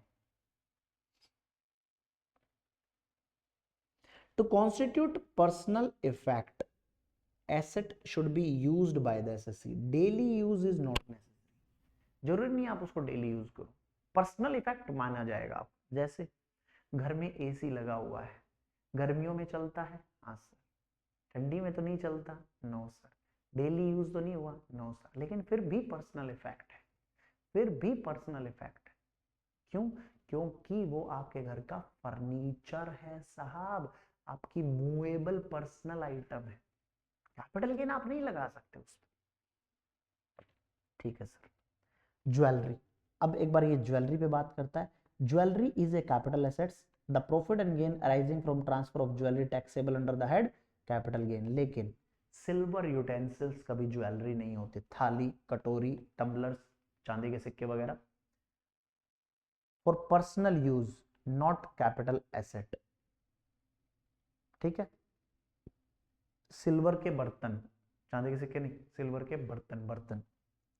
अब आगे क्या कह रहा है, सिल्वर कॉइन, चांदी के सिक्के, bars, gold coin, utensil used for the purpose of Mahalakshmi Puja, ये पर्सनल इफेक्ट नहीं है। Other festival not for personal use, it's a capital assets. Decided Maharaja Rana Hemant Singh versus CIT. Precious stone metal swin worked into wearing apparel furniture, it is classified as jewelry, thus it is a capital assets। क्या कहना चाहता है, आपने महंगे हीरे जवाहरात जुड़वा दिए, जैसे throne made of gold platinum diamond with button sewn into it, जैसे बड़ी बड़ी चेयर, राजा महाराजा की वो चेयर देखी है, वो गोल्ड हीरे लगे हुए हैं उसमें, तो वो क्या होंगे, कैपिटल एसेट्स होंगे। वैसे आप बोल सकते हो अरे फर्नीचर है, नहीं नहीं नहीं नहीं, आपने उसमें गोल्ड जुड़वा रखा है, स्विन सिलवा रखा है, या फिर कोई शर्ट पहन रखी है जिसमें कढ़ाई, जिसमें डिजाइनिंग उसके डायमंड की करवा दी, सोने की डायमंड की करवा दी, तो वो आप बेशक बोलो अरे शर्ट है मैं तो पहनता हूं इसको, नो नो नो नो, ये ज्वेलरी है, ये ज्वेलरी में कंसीडर होगा, और ज्वेलरी कैपिटल एसेट्स में कंसीडर होगी। If motor car electronic appliances held for business purpose, they are treated as capital asset। हमने 2 पॉइंट पढ़े अभी तक, एक स्टॉक इन ट्रेड का, एक मूवेबल पर्सनल इफेक्ट का, एक्सेप्शन में। थर्ड एक्सेप्शन है रूरल एग्रीकल्चर लैंड। मैंने बताया था गांव देहात की जो जमीन होती है एग्रीकल्चर की, वो आती ही नहीं कैपिटल एसेट की डेफिनेशन में, तो कैपिटल गेन चैप्टर उस पर लगता ही नहीं। दिस इज द रीजन जो लोग कहते हैं कि खेती की जमीन जो बिकती है उस पर कभी टैक्स नहीं लगता, इसीलिए टैक्स नहीं लगता क्योंकि वो कैपिटल एसेट है ही नहीं, तो कैपिटल गेन आया ही नहीं, हाउस प्रॉपर्टी लगेगा नहीं, पीजीबीपी लगेगा नहीं, सैलरी लगेगा नहीं, आईओएफएस लगेगा नहीं, तो एग्जेम्प्ट अपने आप होगी सेक्शन 10 में। रूरल एग्रीकल्चर लैंड मैं आपको चैप्टर 3 में एग्रीकल्चर इनकम के साथ ऑलरेडी पढ़ा चुका हूं, किलोमीटर वाला डिस्टेंस याद करो, वो दिन 2 kilometre, 6 kilometre, 10 kilometre. Agriculture land must be use for agriculture purpose for 2 years prior to transfer. Capital gain on urban agriculture land, वो तो टैक्सेबल है यार, अर्बन एग्रीकल्चर लैंड पर एग्जेम्प्ट नहीं है, वो टैक्सेबल है। शहरी, शहर की अगर कोई जमीन है, ये मैं सारा डेफिनेशन दे चुका हूँ, शहर की अर्बन एग्रीकल्चर लैंड कौन सी होगी, गांव की कौन सी होगी, चैप्टर 3 के साथ we already seen that. Gold deposit bonds या सर्टिफिकेट हैं issued under gold monetization scheme, ये भी कैपिटल एसेट नहीं होता। तो 4 चीजें कैपिटल एसेट नहीं होती। करक्स सुन लो, करक्स करक्स सुन लो, सारी प्रॉपर्टी कैपिटल एसेट्स है, movable, immovable, tangible, intangible, related to business और नॉट। कोई भी एफएफआईज अगर सिक्योरिटीज हेल्ड करते हैं वो भी मेरी कैपिटल एसेट्स हैं। आपका कोई राइट है किसी इंडियन कंपनी में, वो भी कैपिटल एसेट्स है, लेकिन कुछ इन्होंने एक्सेप्शन बोल दी, इन्होंने सारी प्रॉपर्टी ले ली थी, हंगामा मच जाता, इसलिए इन्होंने stock in trade, raw material, consumable stores पहली बात में बाहर किए। दूसरी बात में बाहर कर दिया इन्होंने personal effect, movable personal effect बाहर कर दिए। तीसरी बात में इन्होंने रूरल एग्रीकल्चर लैंड बाहर कर दी, और चौथी बात में गोल्ड डिपॉजिट बॉन्ड या certificate issued under gold monetization scheme 2015 वो बाहर कर दी। दैट मींस 4 चीजें बाहर कर दी First thing is that raw material, stock in trade, consumable stored. Second thing, movable personal effect. Third thing, rural agriculture land. Fourth thing, gold monetization bond certificate. ये चार चीजें इन्होंने प्रॉपर्टी के डेफिनेशन से बाहर उड़ा दी. दैट मीन्स ये capital asset नहीं हो सकती. बाकी इसके अलावा कुछ भी हो वो कैपिटल एसेट्स होगा. जैसे एक्सेप्शन का exception, securities held by FFIs as stock in trade. बेशक ये स्टॉक इन ट्रेड है, लेकिन आपने तो बाहर किया था स्टॉक इन ट्रेड. बेशक ये स्टॉक इन ट्रेड है, बट एफएफआईज होल्ड करते हैं तो ये कैपिटल एसेट है और कैपिटल गेन देना पड़ेगा उनको. बेशक ज्वेलरी मेरी मूवेबल पर्सनल इफेक्ट है. Painting, drawing, sculpture, work of art सारे पर्सनल इफेक्ट हैं और मूवेबल भी हैं, बट फिर भी ये कैपिटल एसेट हैं. एक्सेप्शन की एक्सेप्शन है. सिल्वर यूटेंसिल इनके केस लो हैं तो ये अलग अलग डिफाइन है. रूरल एग्रीकल्चर लैंड नहीं है मेरी कैपिटल एसेट्स, नहीं टैक्स लगेगा. और मेरे गोल्ड डिपॉजिट बॉन्ड या फिर गोल्ड डिपॉजिट सर्टिफिकेट्स ये भी मेरे मेरे क्या नहीं है, कैपिटल एसेट्स नहीं है. हाँ जी, समझ आया कि नहीं आया बोलिए. कैपिटल एसेट्स की डेफिनेशन क्लियर है? क्लियर है सर. ट्रांसफर की डेफिनेशन हम नेक्स्ट क्लास में पढ़ेंगे, आज नहीं पढ़ रहे. डेफिनेशन ज्यादा हैवी हो जाएंगी, ज्यादा हैवी हो जाएगी. अभी मैं एक चार्ट बनवाऊंगा आपको, वो चार्ट आप चुपचाप उतारेंगे.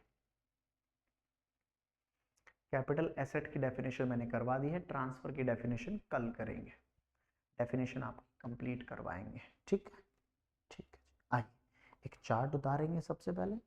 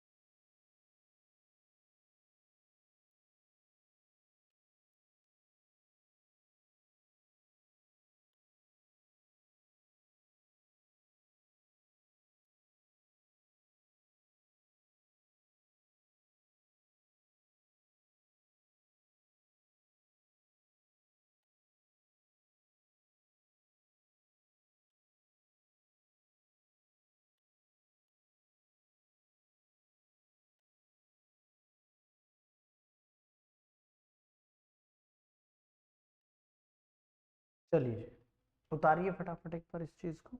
स्पेशल एसेट का मतलब है इमूवेबल प्रॉपर्टी, अनलिस्टेड शेयर्स।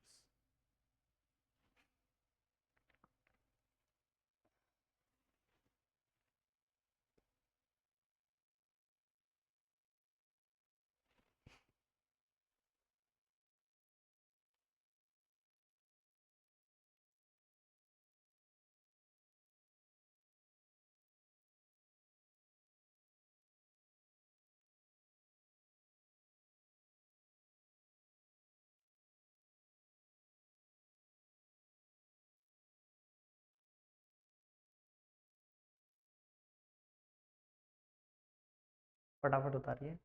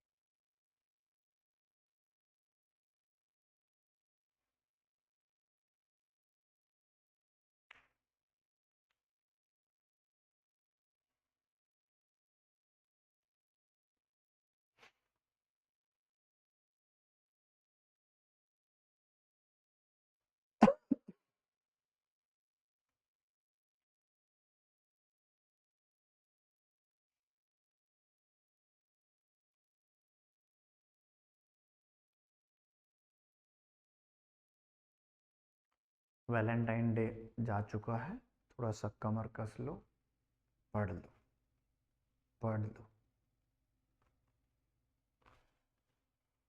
वरना जब मई में एग्जाम होंगे उस टाइम बोलोगे अरे मास्टर जी कह तो रहे थे, हम ही नहीं पढ़े।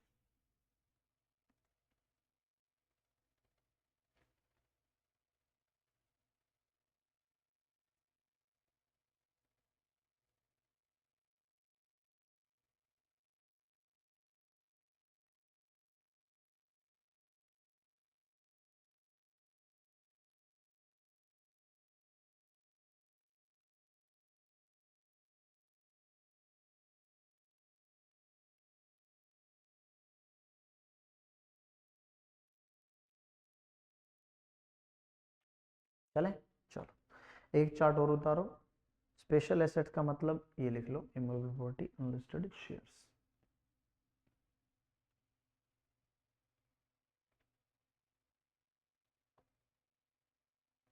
मतलब क्या है? मतलब ये है सिंपल सिंपल, अगर मैं आगे आपसे वार्तालाप में, बातचीत में कैपिटल गेन बोलूं शॉर्ट टर्म, तो ये मतलब लॉन्ग टर्म, तो वो मतलब आपको शॉर्ट टर्म याद होना चाहिए, लॉन्ग टर्म अपने आप याद हो जाएगा। शॉर्ट टर्म का मतलब क्या है? कोई भी अगर आपकी फाइनेंशियल एसेट्स है, फाइनेंशियल एसेट्स का क्या मतलब है? फाइनेंशियल एसेट्स का मतलब है शेयर एंड सिक्योरिटीज। क्या मतलब है? Share and securities. शेयर्स का क्या मतलब है? वही इक्विटी प्रेफरेंस। सिक्योरिटीज का मतलब है बॉन्ड डिबेंचर्स। तो आपकी कोई भी फाइनेंशियल एसेट्स है तो उसका होल्डिंग पीरियड 12th मंथ, 12 महीने या उससे कम का होगा तो वो शॉर्ट टर्म कहलाएगा।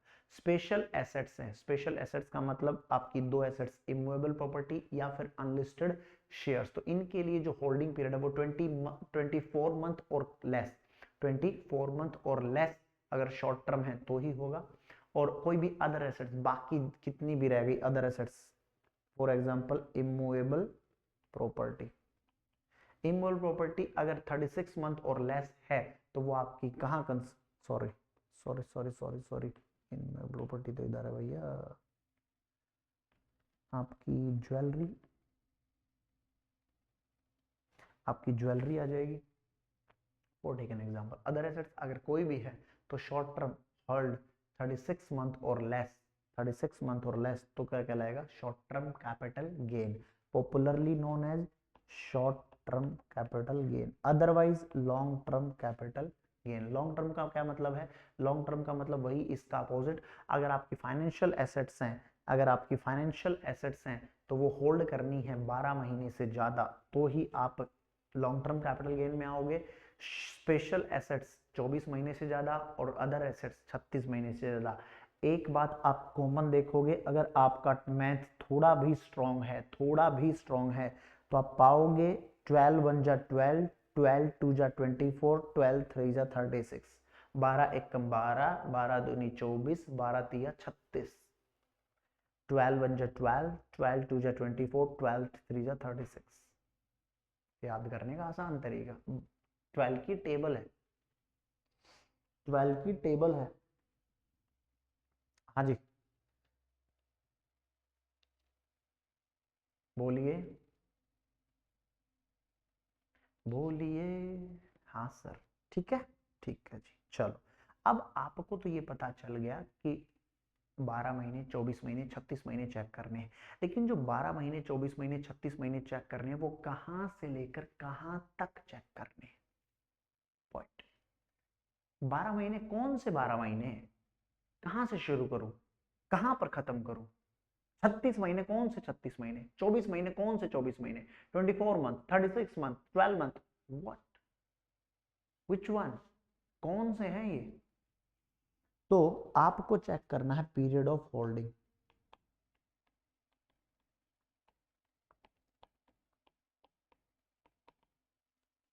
पीरियड ऑफ होल्डिंग में दो बातें निकल कर आती हैं। अगर आपको कोई चीज, आपने कोई चीज खरीदी है, अगर आपने कोई चीज खरीदी है, परचेज की है, या फिर आपको दूसरा गिफ्ट में मिली है, विल में मिली है, इनहेरिटेंस,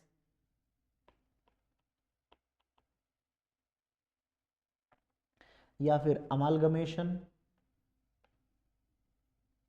या फिर डीमर्जर, आप आगे जाके सारी चीजें अपने आप पढ़ते रहेंगे, चिंता न कीजिए।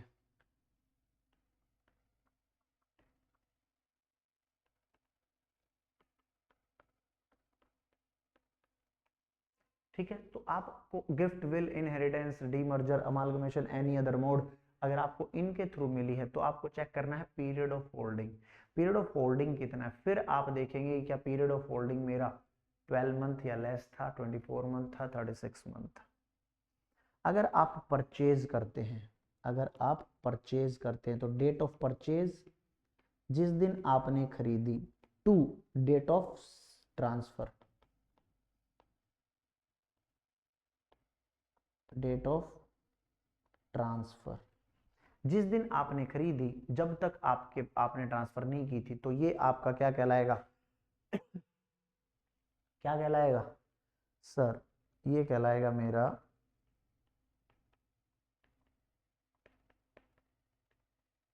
सिर्फ आपको कंप्लीटेड मंथ्स ही लेने हैं, तो ये कहलाएगा आपका पीरियड ऑफ होल्डिंग। ठीक है, परचेज की है कोई चीज तो डेट ऑफ परचेज से लेके जिस दिन आपने खरीदी, जिस दिन आप ट्रांसफर कर रहे हैं, मान लो मेरे पास ये फोन है, ये फोन है मेरे पास, ये फोन मैंने कब खरीदा था, 15th ऑफ जुलाई 2020 में खरीदा था, 15th of July 15th of July 2020 में खरीदा था। बेचा कब, मान लो लेट से मैंने ये बेच दिया, ये बेच दिया मैंने 1 अगस्त 2024 को, तो यहां से लेकर यहां तक का जो भी पीरियड होगा कंप्लीटेड मंथ्स का, वो आपका पीरियड ऑफ होल्डिंग आ जाएगा। फिर चेक करेंगे कि आपने ये 12 महीने बने, 24 बने, 36 बने, किस हेड में आप बिलोंग करते हैं, तो आपका अपने आप ऑटोमेटिकली कैपिटल गेन निकलना शुरू हो जाएगा। अगर आपको गिफ्ट, विल, इनहेरिटेंस में मिली या अदर मोड में मिली, तो इसमें आपको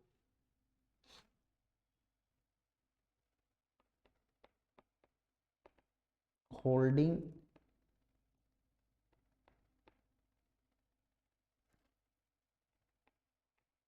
period of SSC plus holding period of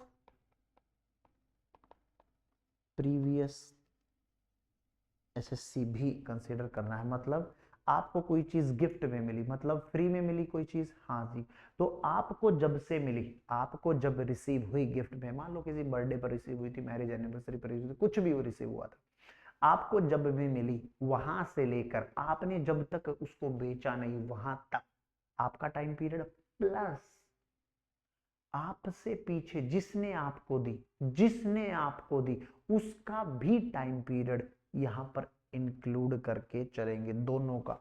for take an example, आपको कोई चीज मान लो, हाँ जी, आपकी मदर ने कोई चीज खरीदी थी 1 जुलाई 2008 में। 1 जुलाई 2008 में आपकी मदर ने बॉट की थी। आपको वो चीज गिफ्ट कर दी मदर ने 15 अक्टूबर 2017 को। 15 अक्टूबर 2017 को वो गिफ्ट कर दी। आपने वो सेल कर दी, या फिर कहूं आपने वो ट्रांसफर कर दी कब? 10 दिसंबर 2023 को। तो आपका जो होल्डिंग पीरियड होगा,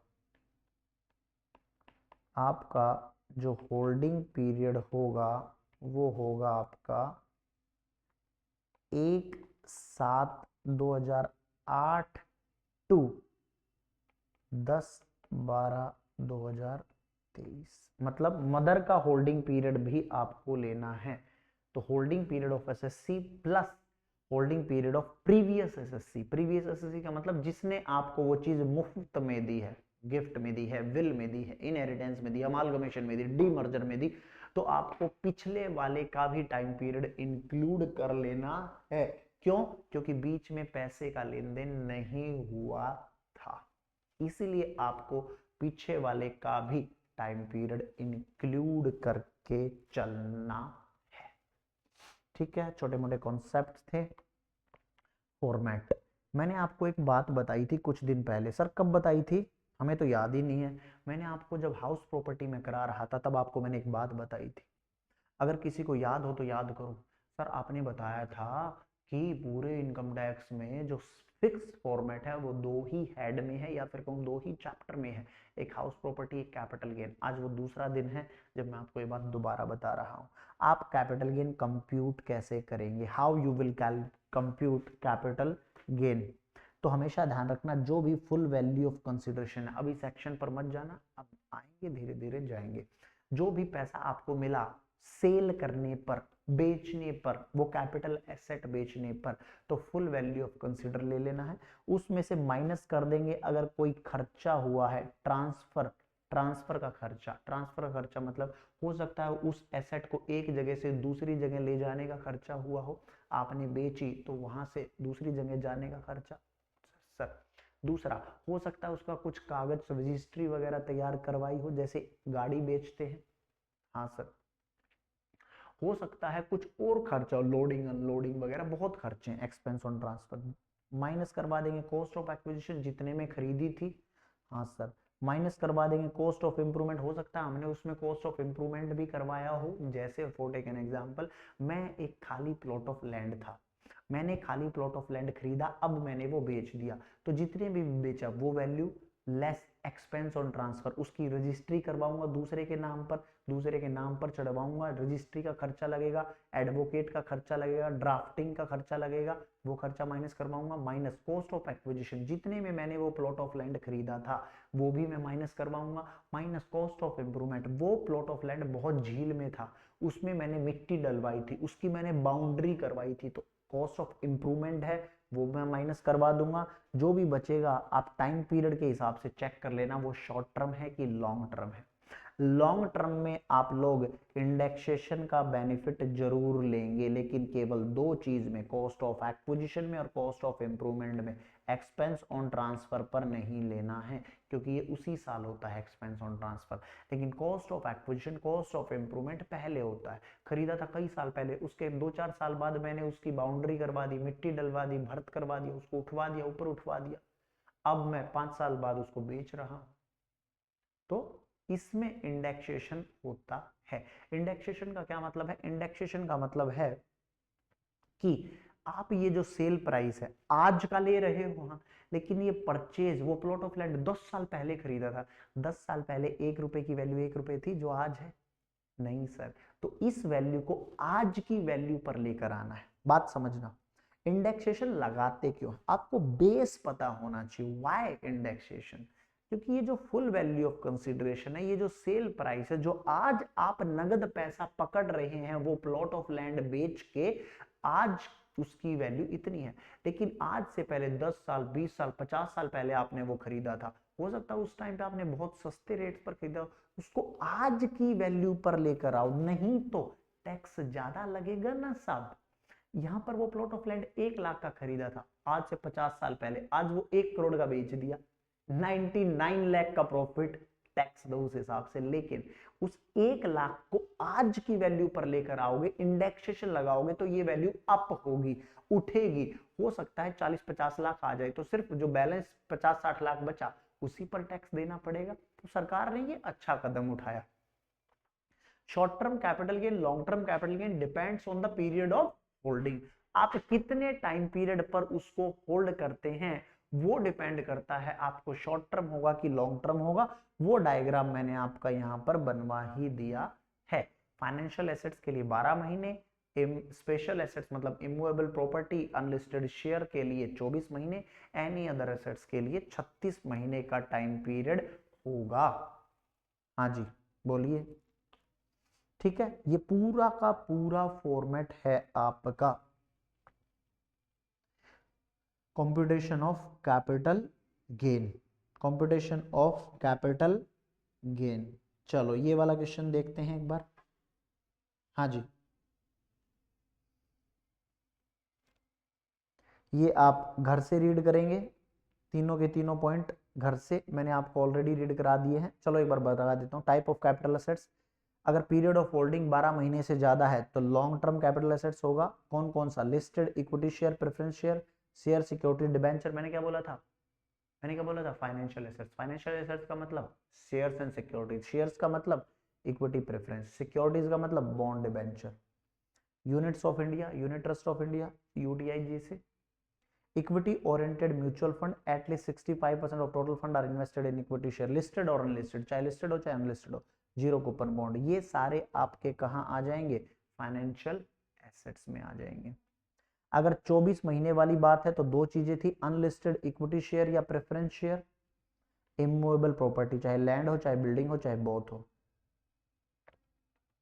लेकिन शेयर आपके प्राइवेट कंपनी में या अनलिस्टेड कंपनी के ही शेयर होंगे, तभी आएगा। या अनलिस्टेड, शुरू में बोला हुआ अनलिस्टेड। एनी अदर एसेट्स के लिए क्या होगा? 36 महीने। ये एग्जांपल है, ये आप होमवर्क है आपका, आप घर से इसको जरूर रीड करेंगे, समझ में आएगा, इजिली समझ में आएगा।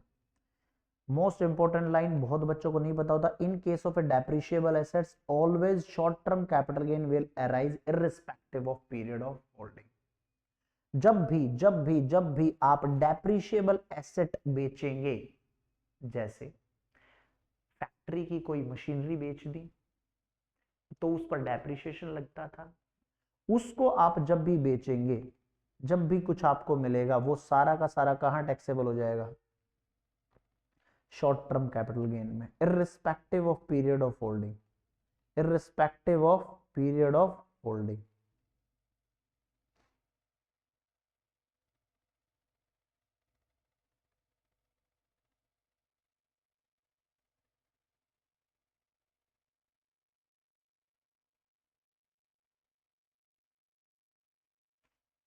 हाँ जी, समझ आया कि नहीं आया?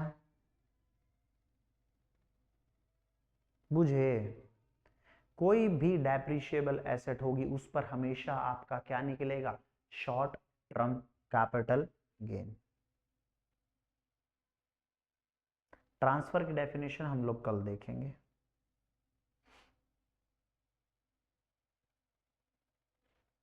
Mr. X, Mrs. X contend that sale of a work of art held by her is not liable to capital. Sale of work of art obviously है यार, personal effect exclude any work of art, as a result will be considered as capital assets.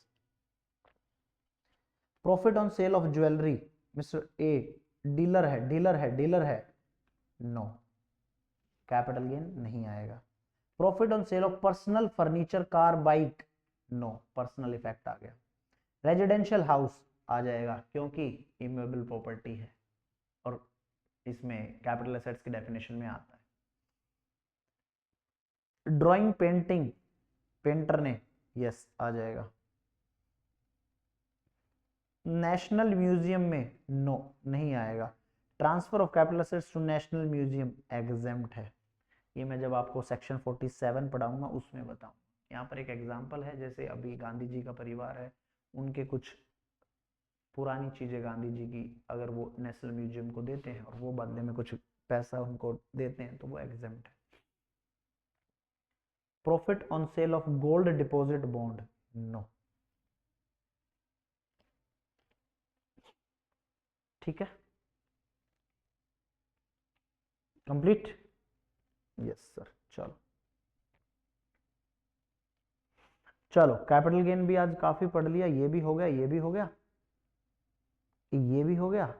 ये हम बाद में करेंगे, ये वाला point, ये वाला पॉइंट भी अभी पेंडिंग छोड़ा हुआ है हमने, इसको भी बाद में बताएंगे क्योंकि अभी आपका लेवल वैसा नहीं है। मैं धीरे धीरे बिल्ड करूंगा चीजें, आप चिंता न करें, डोंट वरी एट ऑल। चलिए सर, ये इंडेक्सेशन की टेबल होती है, आप ऐसे देख सकते हैं। जो आपके अटेम्प्ट के लिए एप्लीकेबल है वो है 23-24 के लिए 348 इंडेक्सेशन एप्लीकेबल होगा फॉर योर अटेम्प्ट। इंडेक्सेशन का मतलब समझा दिया, उस साल की वैल्यू को आज की वैल्यू पर ले आओ ताकि जो सेल वैल्यू है वो आज की है तो परचेज वैल्यू भी आज की ही हो। आपने कभी इंडेक्सेशन किया बिजनेस में? दिमाग लगाया करो ना यार, आपने कभी इंडेक्सेशन किया बिजनेस में? No sir. क्यों नहीं किया? क्योंकि आप साल 6 महीने में आइटम खरीदते हो, बेच देते हो, ट्रेडिंग कंसर्न है। आपने खरीदा, आपने 1 2 4 6 महीने में बेच दिया, लेकिन कैपिटल एसेट्स कई कई साल रह जाते हैं, इसलिए यहां पर इंडेक्सेशन की जरूरत होती है। बात समझी कि नहीं समझी? मैन्युफैक्चरिंग कंसर्न इंडेक्सेशन नहीं लगेगा, बिजनेस में इंडेक्सेशन नहीं लगता। क्यों नहीं लगता? क्योंकि तुरंत आया, तुरंत खाया, तुरंत पकाया, तुरंत बेच दिया, समझे? लेकिन कैपिटल गेन में लगता है क्योंकि कई कई साल तक आप, कैपिटल एसेट है वो आपकी, आप डेली खरीदते बेचते नहीं हो, कैपिटल चीज है, इन्वेस्टमेंट हो सकती है आपकी, आप उसको कई कई साल लगाकर बेचते हो, इसीलिए इंडेक्सेशन आता है कि जो आज वैल्यू है, खरीदने की भी वैल्यू आज पर ही लेकर आओ इंडेक्सेशन की हेल्प से। आएगी कैसे वो वैल्यू, वो हम देखेंगे नेक्स्ट क्लास में। हाँ जी बोलिए, समझे कि नहीं समझे? समझे सर। चलो देखो, मैं अपनी तरफ से पूरी मेहनत कर रहा हूं तो आप भी अपनी तरफ से फिर कह रहा हूं पूरी मेहनत करो। टेलीग्राम ज्वाइन कर लो, टेलीग्राम ज्वाइन कर लो, उसमें मैं क्वेश्चंस पूछता हूँ डेली बेसिस पर, अब तो और फास्ट में पूछेंगे। एमसीक्यू के पीडीएफ तैयार हो चुके हैं, आईसीएआई वाले भी, मेरी बुक वाले भी, आपको सारे करके जाने हैं। वीडियो उनकी जल्द ही यूट्यूब पर मैं कोशिश करूंगा रिलीज करने की, ठीक है जी। और कोई भी डाउट हो तो you can ask me on this number, feel free to contact between 7 to 8 PM in the, ठीक है। चलिए मिलते हैं आपसे नेक्स्ट क्लास में, आज के लिए thank you so much, bye bye, take care, जय हिंद, थैंक यू सो मच।